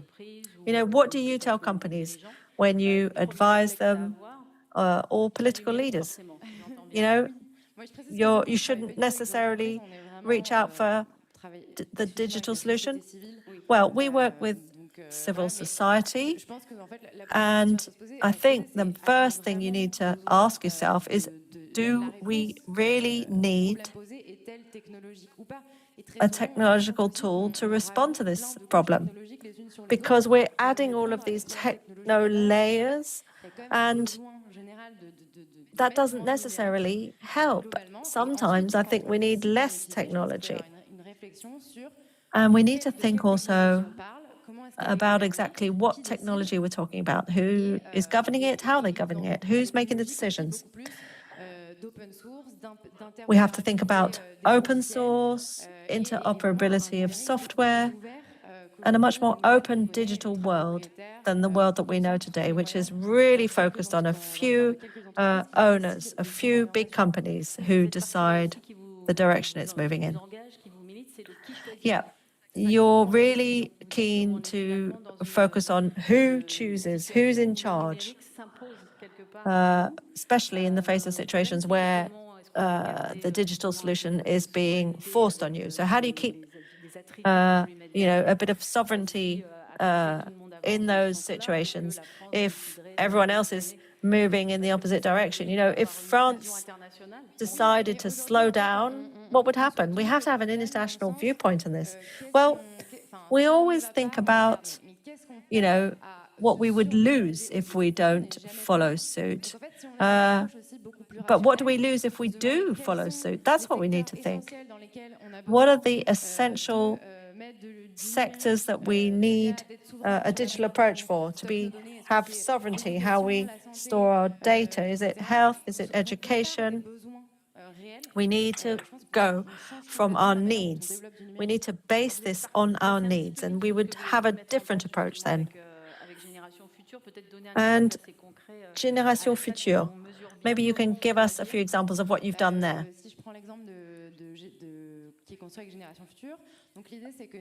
The idea there is that we work with organizations who are experts in the field, and we don't want to be seen as the body that knows, the person that knows everything, just because we're tech experts. So we're working with this association, which works on chemical products specifically.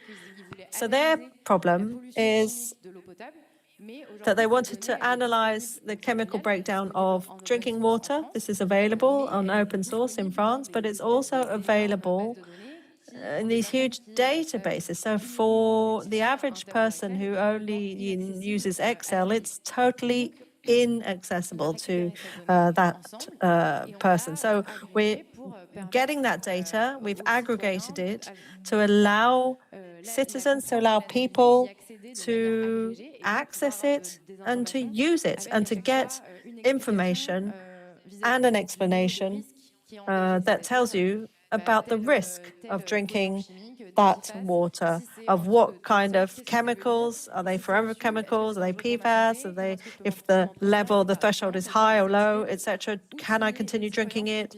So that's the kind of tool that citizens need. And they can then get other political decision makers involved. So thanks to this platform this week, we have discovered that there are fungicides in water production in France. And so we have blown the whistle and warned people. And this works on a platform, a digital platform. Yeah, certainly. We have to do with these platforms. I'd like to know who the activists are, who the militants are in your organization, your association.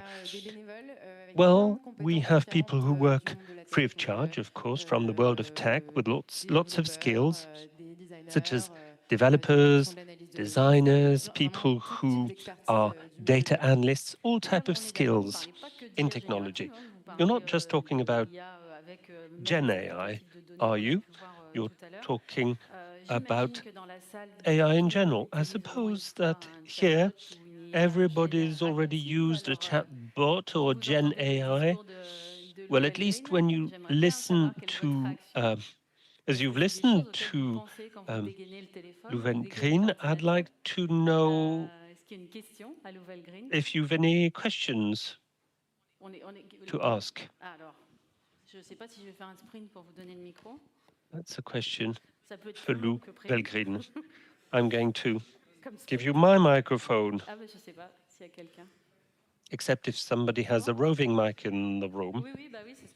But we'll need a microphone so that we can hear everybody and so that the interpreters can translate what you're going to say.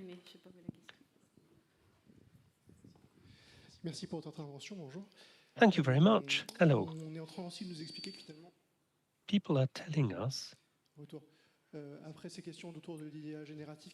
that Gen AI uses a lot of resources, and agentic AI seems to be more frugal, if I could say, uses a lower level of energy. Do you have information on that? We will talk about agentic AI later on, but do you have anything to say? Oh, we'll take some questions perhaps. Or will you try and answer this one? So the question is, what I think about an AI that would use fewer resources? Is that possible, is the question, I suppose? Well, I have the impression today, or rather, let me rephrase this, saying that having an AI that consumes less in energy is the only solution. I don't know. The question should be, because this is a marketing argument, a sales argument. Okay, we'll do the same, but we'll use less energy. I don't know. I don't think this is the approach. We need to have a more systemic approach. We have to think at AI in a different way. There's a research has worked on that. What's very important is to look at the technical side, but also to think about the power struggle. Richard Slosh has worked on that. And this is the right guideline to follow when people decide to develop new technologies or not, rather than asking from the technological point of view, is it using a lot of energy or not? So it's a whole chain, how data is quote-unquote manufactured or produced, and then what are the inequalities that this might trigger, and then how do people use, for what systems, for what type of power struggle. It's an ongoing discussion, a permanent discussion, if you will. And therefore, my point is to inject more democracy in the whole system. We need to take a systemic approach when we deploy new technologies, and at the heart of everything is those who are going to be impacted first by these technologies. The answers will always keep on changing. They will evolve with time. But that's the best solution to make a proper choice, a comprehensive choice, and to think about a technology as a system. Yeah, it's much more important than just focusing on the tools. That is what you're looking at, is perhaps taking a little distance, looking at philosophy or democracy in general. Madam first. Well, thank you very, very much for what you've said. This systemic approach that you've mentioned is something awfully important. Is AI good for the future? Could be the question. And then we would look at impacts such as environmental impacts, benefits in the field of health, etc. But also we should look at the drawbacks, such as energy consumption that's going up, impacts on rare resources, and these are connected to geopolitical challenges. So that's quite complex. And culturally speaking, we always look at technological progress as something that's very positive for all. But then we need to ask this big question for society, and it's also a political discussion that we need to have. So thank you for what you've said. Now, my question is, could you shed more light on the idea of sovereignty? You said you would say more about sovereignty, more data centers in France, more sovereignty. How can we still bolster our robustness? How can we be more independent in this environment or on a backdrop that's quite negative? Now, to investigate sovereignty, Ophélie Coelho is a researcher. She's written a book called Géopolitique du numérique, the geopolitics of digital technology. And she has debunked the idea of sovereignty, because usually we say sovereignty equals infrastructure and data centers in France, but it's much more complex. There's more to it than meets the eye, because digital is intertwined in a bigger chain with dependencies. We rely on other things such as underwater cables, data infrastructure, and also the software layer.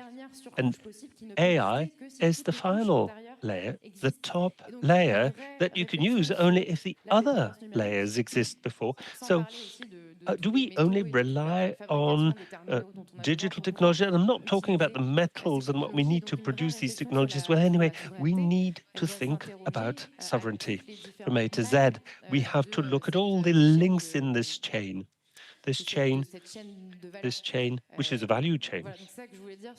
That's what I meant when I was saying that today the general discourse says that we need to develop more data centers to gain more sovereignty. No, it's not the answer to sovereignty.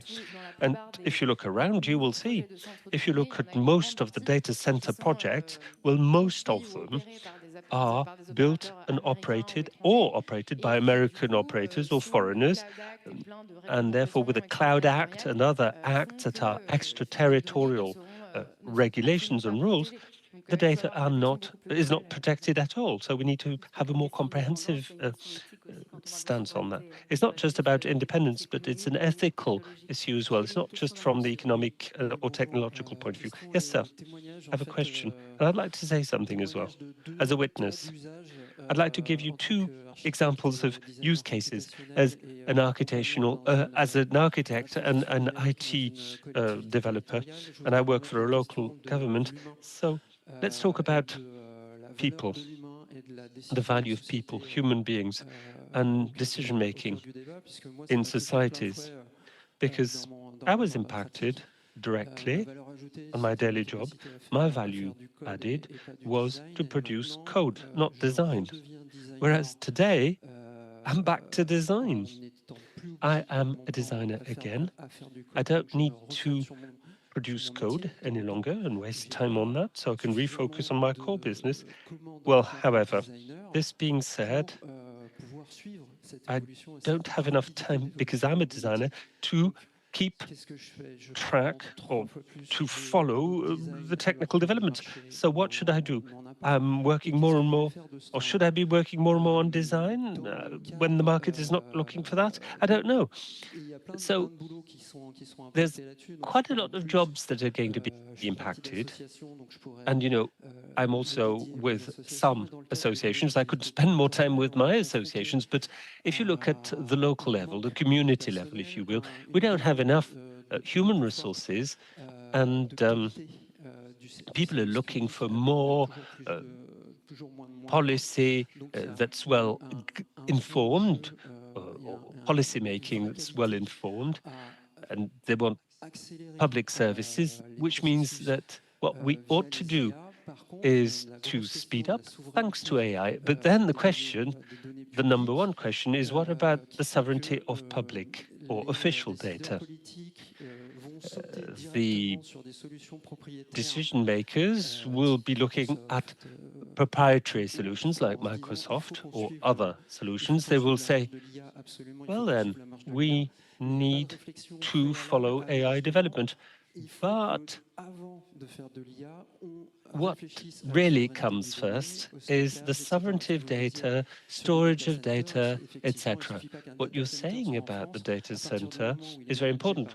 What is very important is not really where it's located, if it's in France or not. If it's operated or managed by Amazon and others, is it safe? So human beings, what are we going to do with this extra time that we have now, that we've gained? Can we give time back to society? Can we do this with AI? More time for human beings? Could we have better and more human relations with people? Now you have 2 minutes to find a solution to this problem. Now, this is a many-leveled question, but anyway, I won't have time to answer all of these dimensions. I'm not sure I agree with your conclusion. That is, with AI, we have more time, is what you're saying. I have the impression that this is a myth. You're going to be more efficient, you're going to save time, you'll have more time to yourselves. Well, I think the tasks are changing, roles are changing as well. What we're doing now is that we're validating things. We are, more than anything else, you know, roles are changing, work is changing, and many people feel they're dispossessed from their skills, to use the expression. Yeah, people are reacting in the room. We can hear rumors. Well, by and large, we need to look at this big issue. And then I'm not sure I understood what you said. You said human beings at the center of everything, and then you said that AI was helping us do this. Well, there are two dimensions, you see. Usually people say that AI is going to replace human beings, and also there are jobs that will disappear, and other jobs will use more AI technology. And then, on the other hand, we were talking about data sovereignty, etc. These are things that are different. Yeah. So I think we need to focus more on people, human beings, like public services. You were talking about public services. There are many offices, physical brick and mortar places that are closing because people didn't upskill and reskill. When the public services started digitizing their services, on the contrary, I would say we need to have more people, more discussion, more real things, because we might be tempted to use Gen AI everywhere. And I think I agree with what you said about data. I don't know if I need to come up with any new answers. The digital divide existed before AI, with widgets for public services. And okay, I'm the founder of Libodemon. We're trying to develop a model for florists in the town of Vannes that would be good for the environment, so that we would change our industry. I'm a small company. I'm trying to break even, and yet I would like to focus on the flower shop business, florist, because I want to grow my business so that my business model is worth it. And yet I don't want to pay too much if I look at my expense line. And with AI, I've started using AI, by the way, and I've seen that, for instance, working on the referencing of my company would cost several thousands of euros with a firm. But if I do this with AI on my own, with my own time, it's free. This is a dilemma because we have a special mission that focuses on people. We think about the services we render to society. So this is difficult for us because if we can break even from the economic point of view, we're going to have a major impact that's going to be stronger than using AI.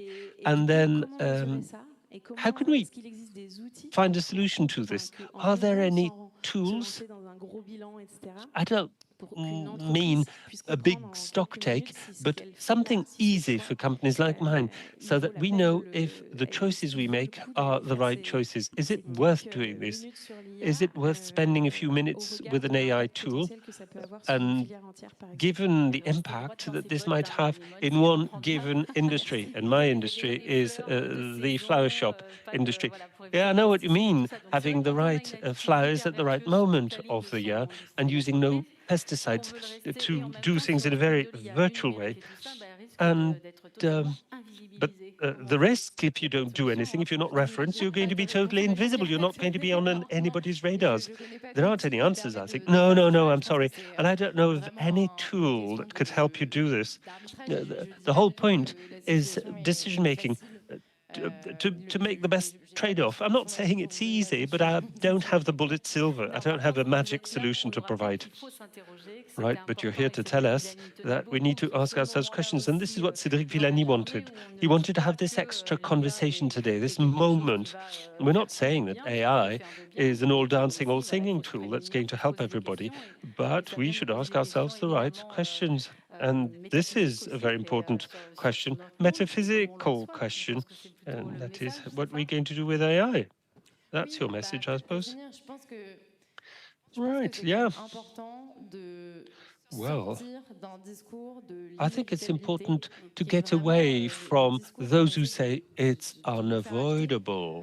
This is what people want us to buy. That's the idea that they want us to buy into. Each day, people make choices. They say, we need this new regulation, we need to do this and that. Okay, but the question is a bigger question. What is the future we want? Look at what's happening in the US today, and look at how these technologies are being used today by a power that is an authoritarian power, and their policy as well. So this is a very important choice. And as I said earlier on, I think that what we need is more democracy rather than focusing power in the hands of the few. Démocratie partout. No, Démocratie nulle part, technologie partout is a new book from Inéal Benayou. If you want to investigate this question, how to inject more democracy in these technology-based choices that we make. Thank you very much. Well, thank you very much, Data for Good. And these are the names of the books. If you look at their sites, they have the names there. Don't hesitate. Thank you, Lou Velgrin. These are interesting readings. Let us continue. We were talking about sovereignty. We've aired the word sovereignty. We'll be talking about sovereignty and geostrategy for AI. Now, for this panel discussion, we'll be looking at this not just as a taken, a benefit, but we'll be looking at new types of conflicts, possibly. We'll welcome Philippe Clerc, the head of the Académie de l'Intelligence Économique, and then Bertrand Rondepierre, the head of or CEO of Amiad. Please be seated. We can put our hands together for them.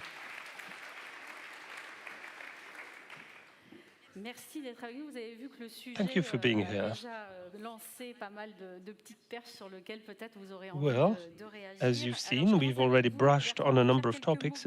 Bertrand Rondepierre, I'll start with you. First, I'll introduce who you are, and Amiad, the Ministry Agency for Artificial Intelligence in the field of defense.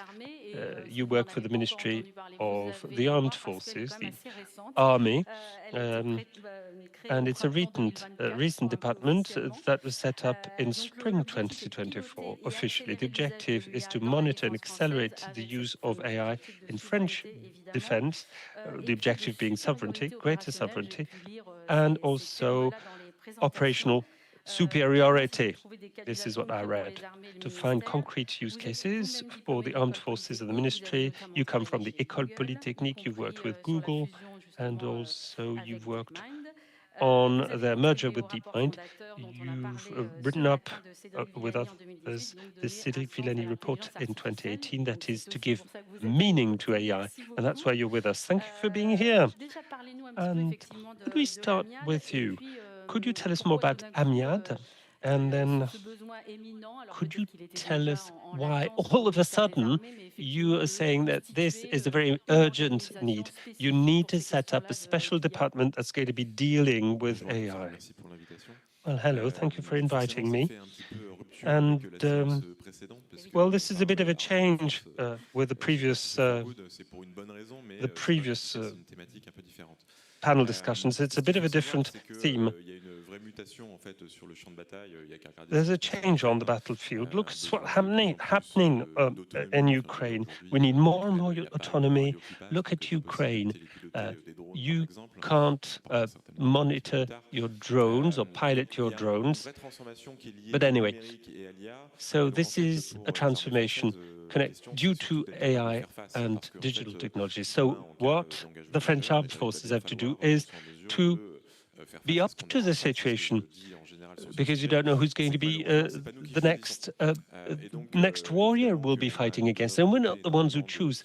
But of course, as far as we're concerned, we've paid a lot of attention about this, the way that people develop systems, but the other ones on the battlefield are different from you. So there's no room for maneuver. You don't know what they're going to be fighting with. So the objective of our department in AI is to equip our armies with the tools they need so that they can go to war or avoid warfare. This is the best thing, I suppose. And then the second part is to make sure that AI is used, as you will see. AI is very nice, but it has to be operationalized. It's all very nice to have algorithms, but we need to have a practical tool or weapon with which we can control risks, etc. There's a big difference between development and the practical tools we develop. And therefore, what we need is a good transition between an idea, a product that's developed, and the reality of things on the battlefield.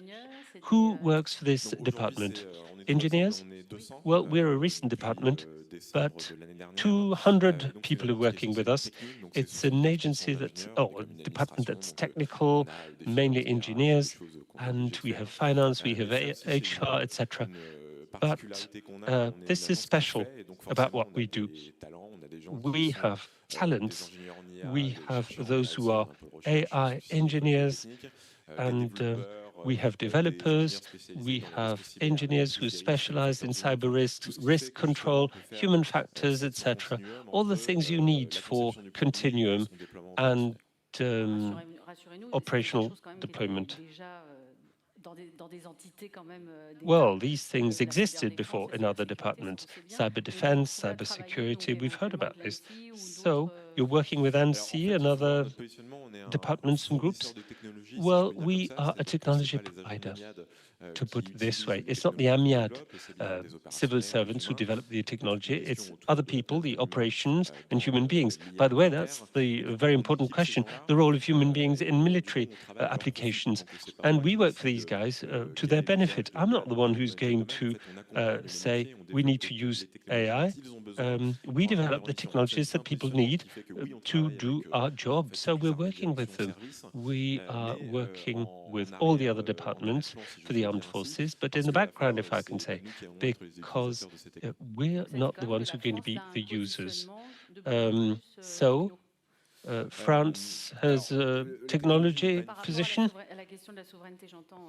Oui, alors, mais c'est plus une modalité, c'est-à-dire que Yeah, avoir les but moyens encore une fois, de faire face sur le champ de bataille, c'est pas une option. Donc il n'y a pas trop de choix. Donc, la what question, we c'est need comment is le to faire. fight Et il against y a un the certain nombre de opponent. modalités. How are C'est we going to qu'évidemment, do on va le this? faire, And par exemple, we, c'est stupide, mais on sera tous d'accord sur le fait que as you l'opération know, des IA du ministère des Armées, elle va pas être faite sur un data center AI is sur going un to be territoire used by the privé. armed Enfin, c'est pas forces. It's intelligible not going to be mathématiquement. done Et abroad donc ça emporte on probablement another considération. Donc tout ce territory. qu'on construit, on le fait en And fait avec une what we démarche de do maîtrise is des risques something we globale do qui because inclut we la want to question de la control souveraineté all the maîtrise risks. et And qui it's va encore connected une to fois, the tout ce qui est sovereignty and sécurité de l'IA, control, facteurs humains, security pour of faire en AI, sorte que human tout ça fonctionne. factors, Et je etc. reprends les mots We de want quelqu'un d'autre, everything le to ministère des work. Armées, c'est le ministère qui est And censé the fonctionner quand Ministry rien of ne the Armed fonctionne. Forces Donc should tout ce work qu'on when conçoit nothing else n'a de works. valeur que si on est Anything capable that de we le mettre en design has œuvre, value sinon only ça if n'a we pas grand-chose. operate in this context. Otherwise, what's the point? Okay. Now, Philippe Claire, you are at the head of the Academy of Academic Intelligence. It's another institution that's a lot older than AMIAD. We've had it since 1993. And you are training people in economic intelligence. You're going to tell us more about this. And what you're trying to deal with is multiple crises and catastrophes, disorders. And this is very important nowadays. And you also work on economic intelligence and geopolitical intelligence. Can you tell us more about this, please? Can you tell us what the underlying idea is and what you're working on? This, I've been beating around the bush for 5 minutes, but that's my question. And you will need to use a mic, please.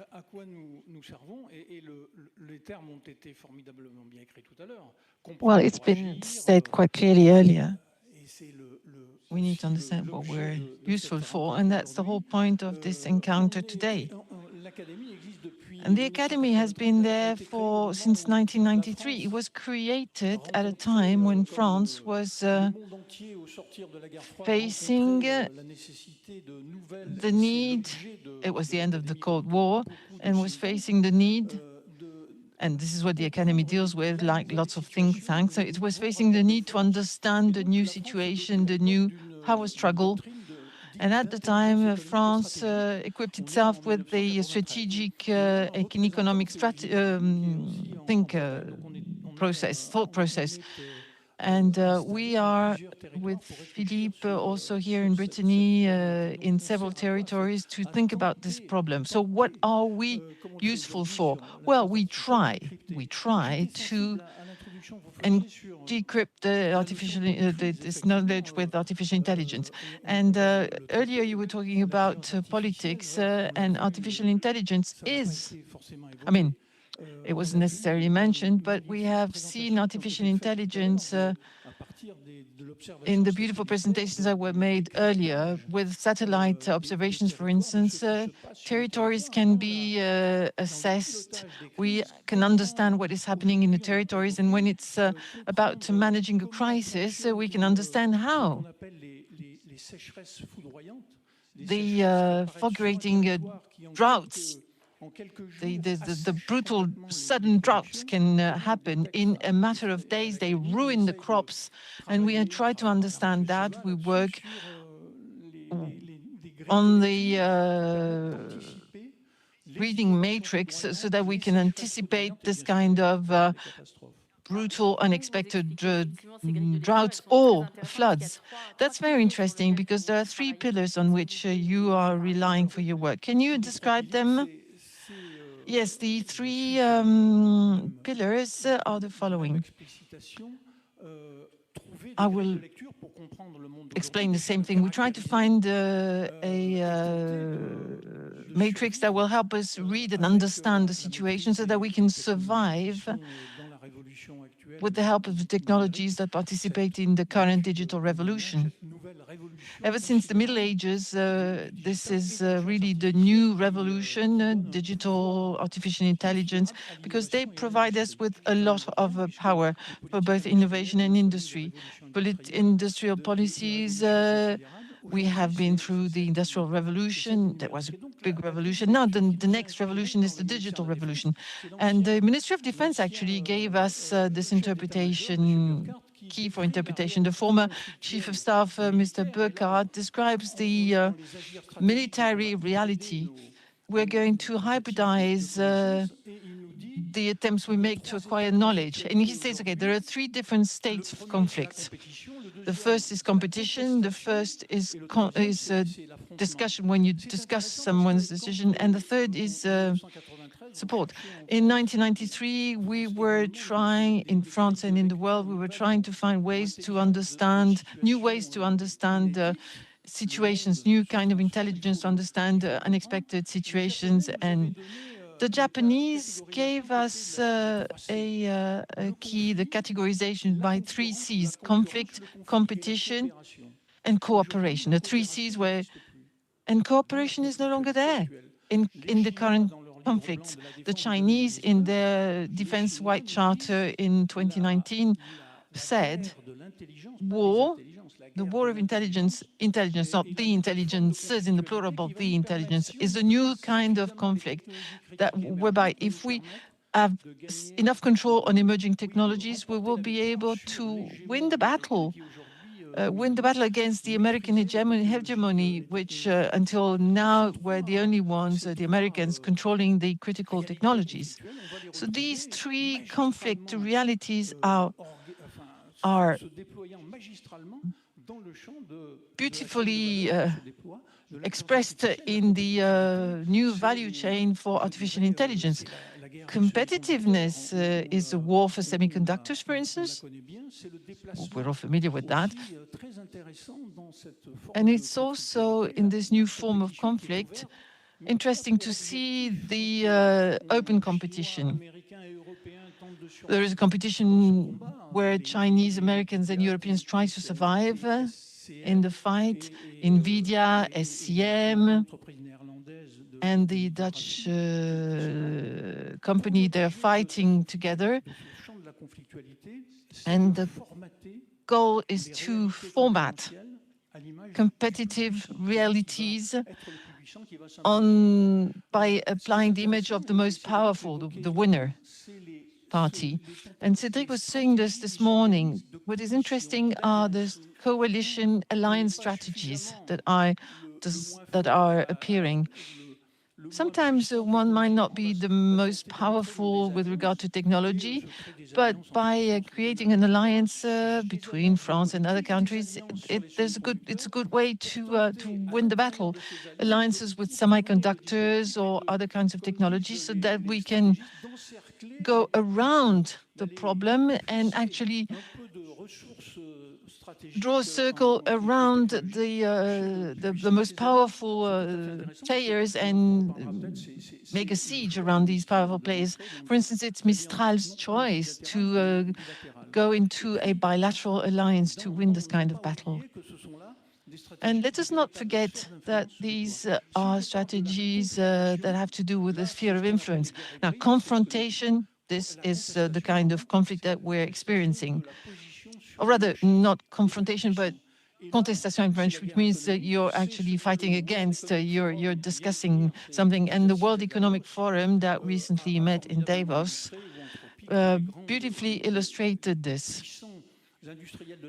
It showed that all the giants of internet were present, Microsoft and others, and what they said was a very good definition.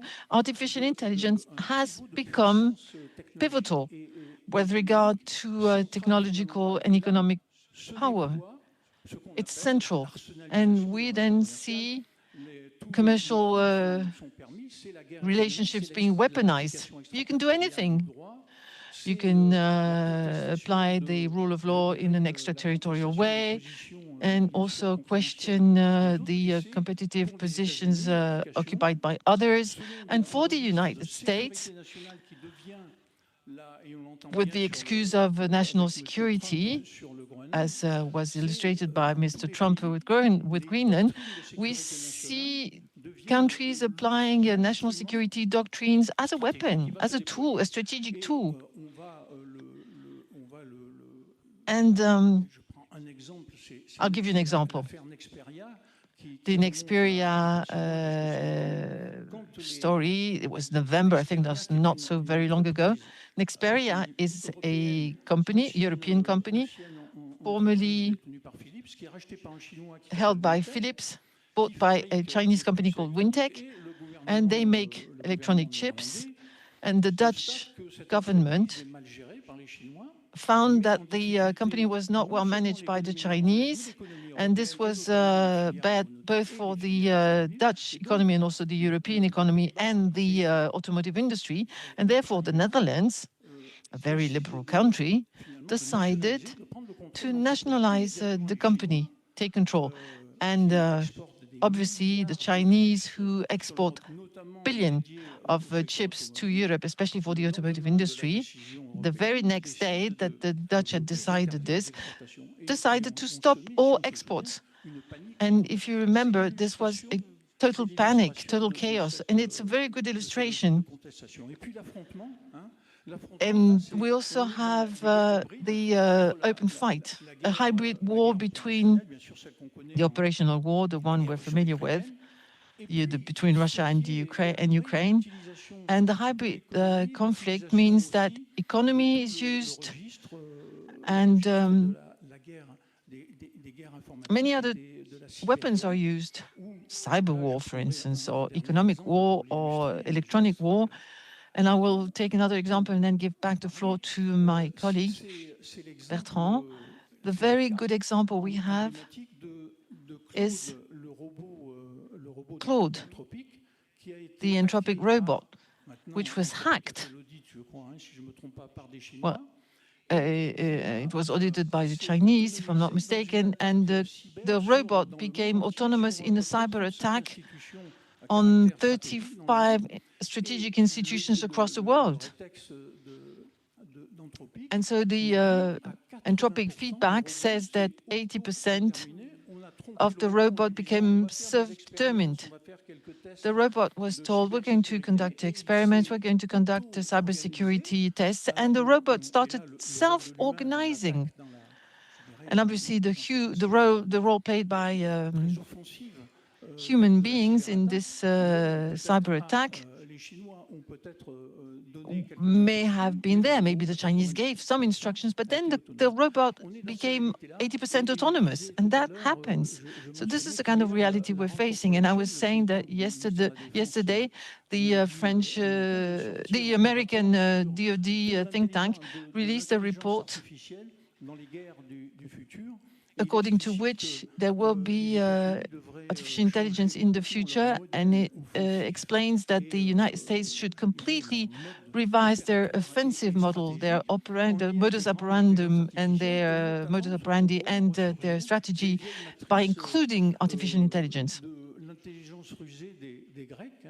So the old matrix of smart intelligence, such as Ulysses in Greek mythology, showing that with artificial intelligence, we can cheat the enemy, we can manage asymmetric situations.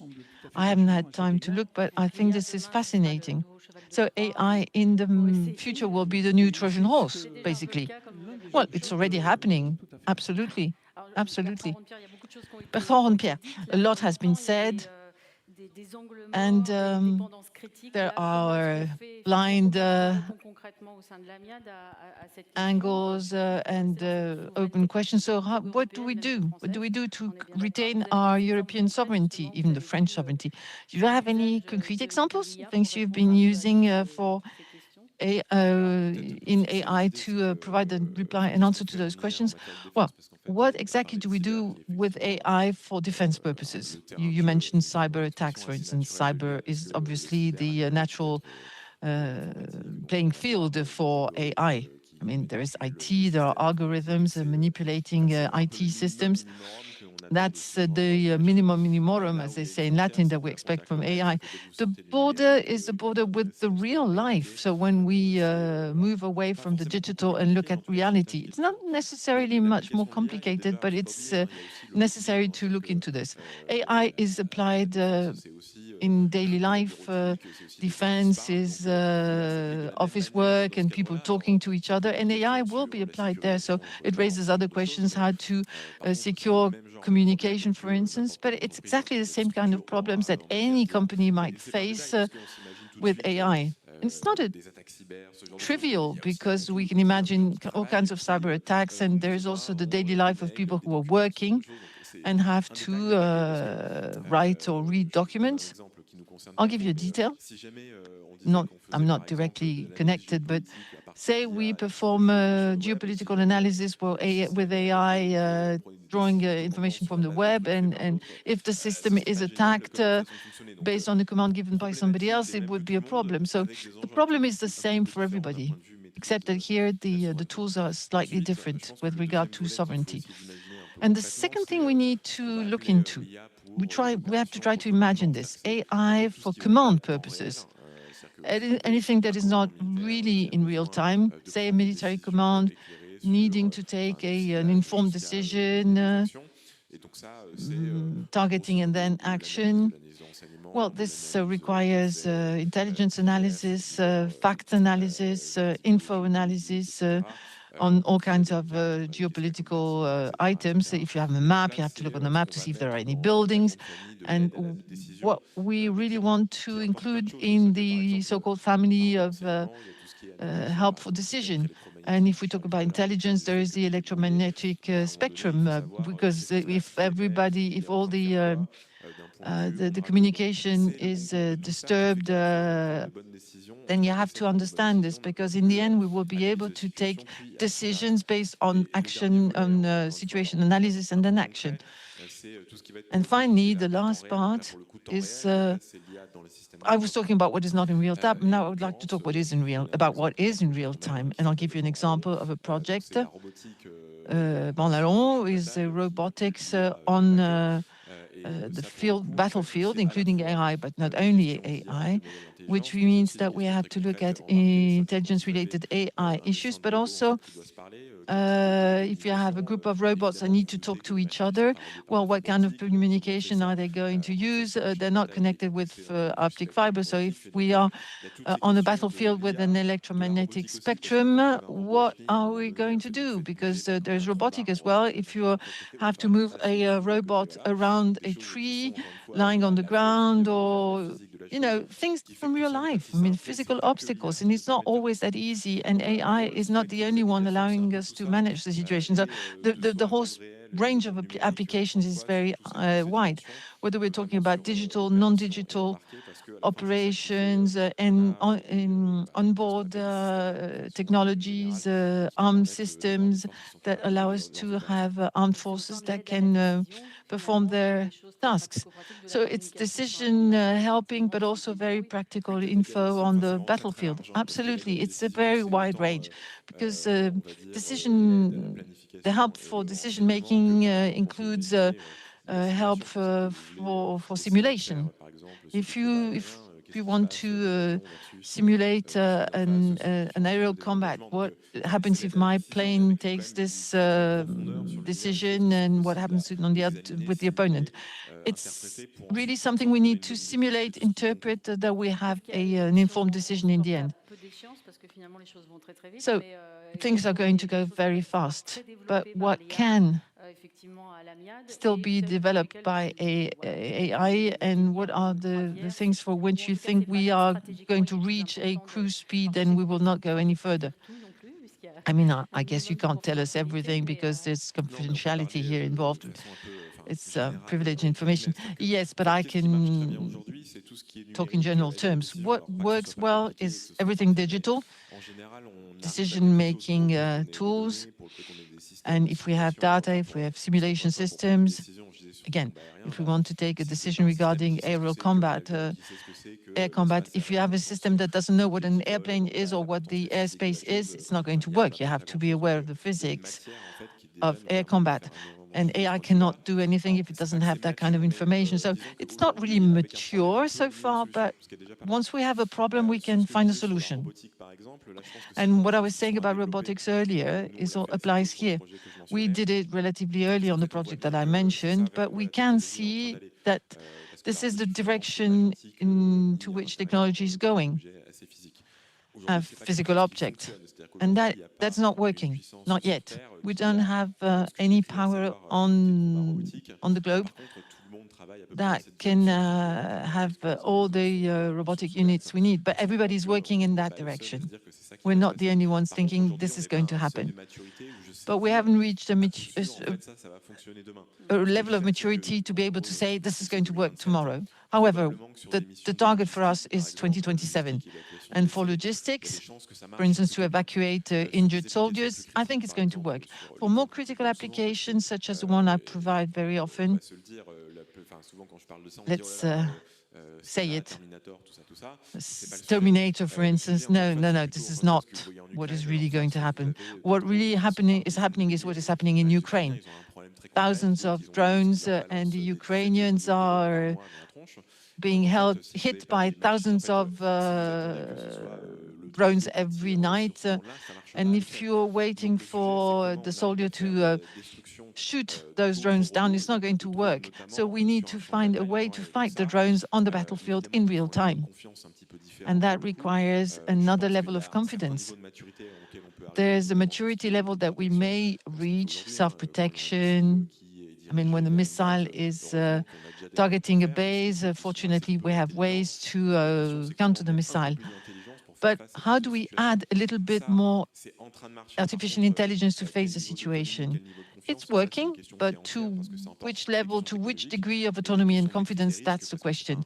Because it's a matter of risk management or risk control, and we really need to work on engineering and design, and we do it. How do we keep the human being in the loop in an intelligent way to provide some guarantee as to how the system is going to work? But there is a technology challenge here, and none of us, neither the Americans nor the Chinese, yet have solutions saying, okay, this is working. This is most certainly working. Well, you're speaking very fast to tell us some terrifying things. I'm speechless. I was supposed to start the questions. I'll take advantage of the gap. Do you have any questions for Philippe, Claire, or Bertrand? Pierre? Yes, there's one question. Thank you very much for these very interesting examples on the military aspects. Can you talk about Fury, the very fast drones that are currently being used in Ukraine? Well, I'm not a direct user. We're talking about the interceptor drone that is creating a buzz in the press right now.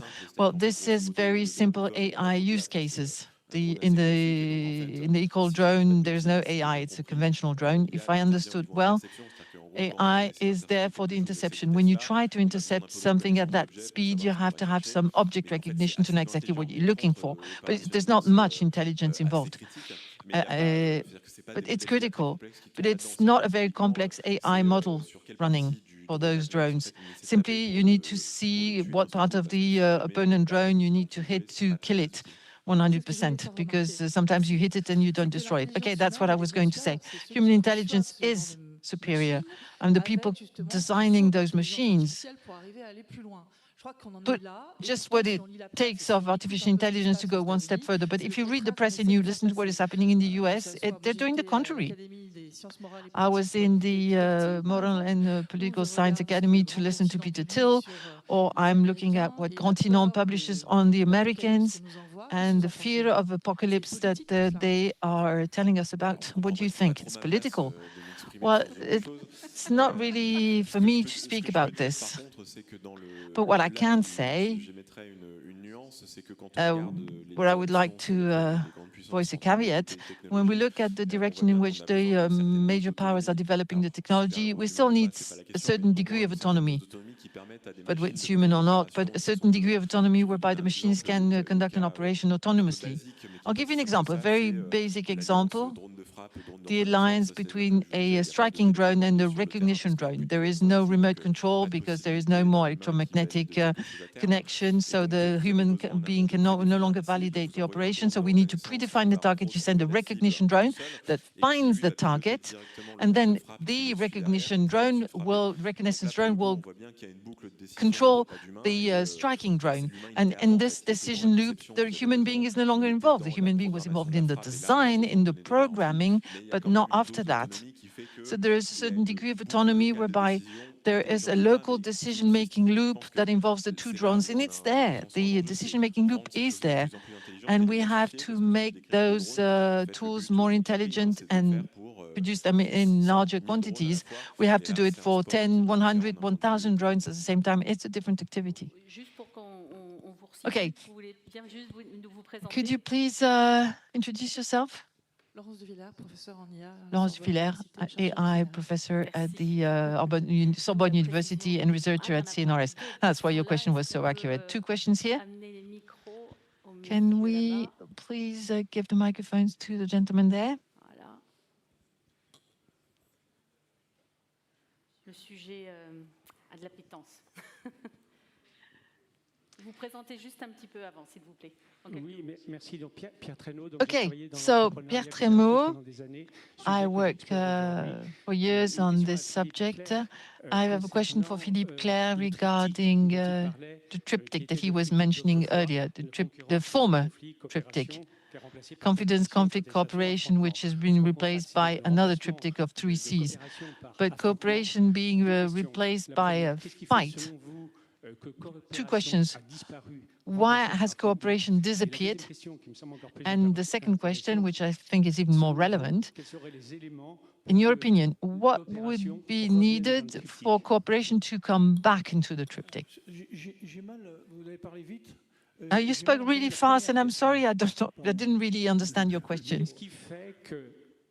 Why has cooperation disappeared from the triptych you mentioned earlier, a few years ago?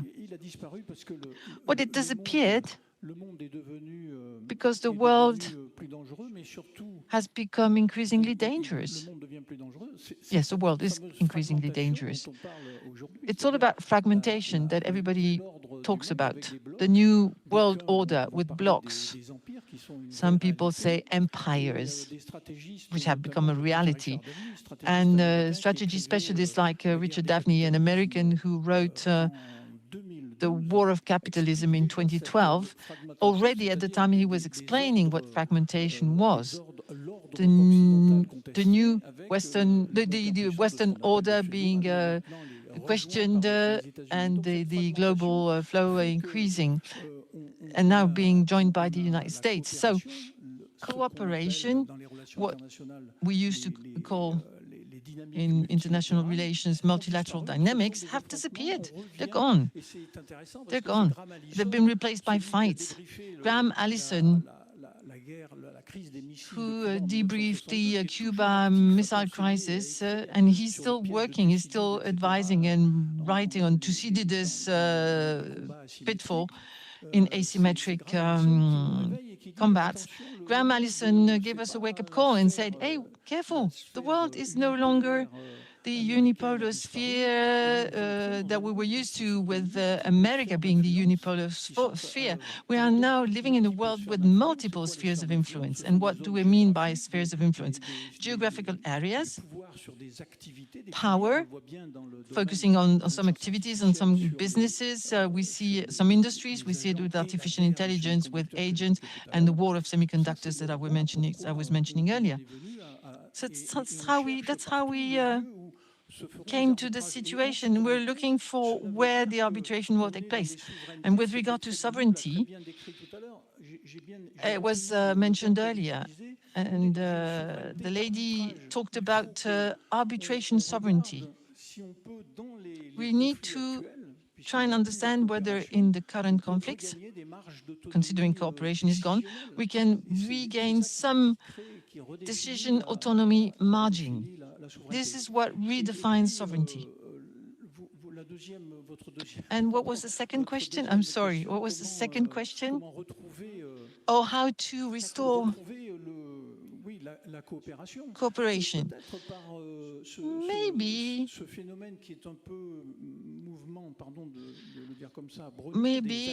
with the Brownian trend of alliances and coalitions, maybe we can revert to more territorial logics.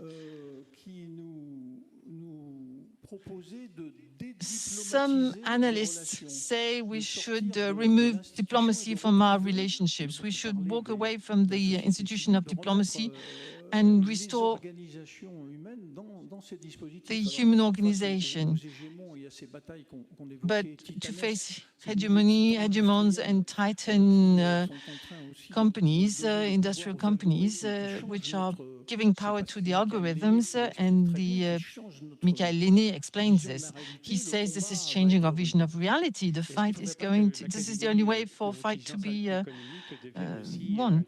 Shouldn't economic intelligence become social and environmental and economic intelligence? Well, thank you very much. Of course, this is a French doctrine we talk about in economic intelligence, but it's based on society. And we work a lot with our Swedish friends because in the 70s, the Swedes started talking about society, social intelligence, the intelligence of society, to include social problems, human problems, and the fact that we share a certain destiny around the planet, around the Earth. So yes, and we are working on Mr. Polanyi's concept to re-intertwine economic problematics in the social reality. This is what Gardini, representing us in Great Britain, is doing, especially with regard to re-industrialization, to try and include the social problems. This will be the last question. Thank you, Nicolas Courty, AI researcher here at UBS. My question is for Bertrand Ampierre. Has Amiad adopted a specific doctrine to manage the duality between defense and attack? Because everything that is used for defense can also be used to improve attack systems. And also in the current political instability, today's democracy could become tomorrow's totalitarian regimes. So how do we protect ourselves from a dangerous use of the technologies that are currently being developed by Amiad? Well, defense, I mean, we're specialists of things that go in and don't go out. So what we do is not supposed to go out. And then there is a major difference regarding AI. Fortunately, or maybe unfortunately, it is not defense nowadays that is fueling the technology evolution. Defense uses it, but doesn't create it. It is not the Ministry of Defense that is really pushing technology outwards and make it more dangerous. No. The real stake here is how do we control? The real challenge is how do we make sure that AI is not going to emerge in an uncontrolled way in the rest of the world. I mean, a few years ago, people started saying, oh my God, spam campaigns are going to be uncontrolled, telephone messages are going to be uncontrolled, but no, this is not the applications we're really talking about now. On our networks, we work on our internal networks. Otherwise, if it were released, it would be an issue of violation of defense confidential information, privileged information. What I allow to get out of my office is what can be used. For instance, IGN that does satellite imaging analysis. We develop algorithms based on data that is more interesting than the average. Data created by AI creators across the world. But otherwise, we try to provide things that are useful for other ministries when it's possible. But there are very, very few things that I do that cannot be used, that will go out because they're too specific. Mostly what I release are things that are for the common benefit, for the benefit of all. For instance, I work on transcription between word and text or text and word or military radio communication. And if it can be useful for the Ministry of Foreign Affairs or the Ministry of the Interior for their own internal needs, very well. But nothing else. I mean, we do share within the government services, but nothing else. And regarding the doctrine, this is very specific. The way we design the systems, and for criticity, we have a different approach. The chatbot being used on a daily basis is not very critical, but combat robotics, that is important. That is more critical. And so we have more elaborate approaches with regard to engineering and design. We use AI security processes. We use the human. We also study the human factor because we know that if one day technology doesn't work and the human being is no longer capable of reading a map or using a GPS system, we're in danger. And also we think if it happens on the other side in the opponent's field, what do we do? So what is our model? What is the opponent's model? How do we build the model? How do we protect ourselves against the opponent's model? And for the benefit of the Ministry of Defense, obviously, because that's who I work for, but also more collectively, simply because it helps us understand what kind of threat we're looking at. Okay, this is the end because we need to break for lunch. Thank you very much, both of you. It was fascinating. Thank you very much.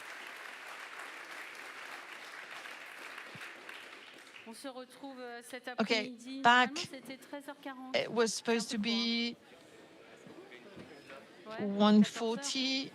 Okay, we resume at 2 o'clock. So we have time to have lunch.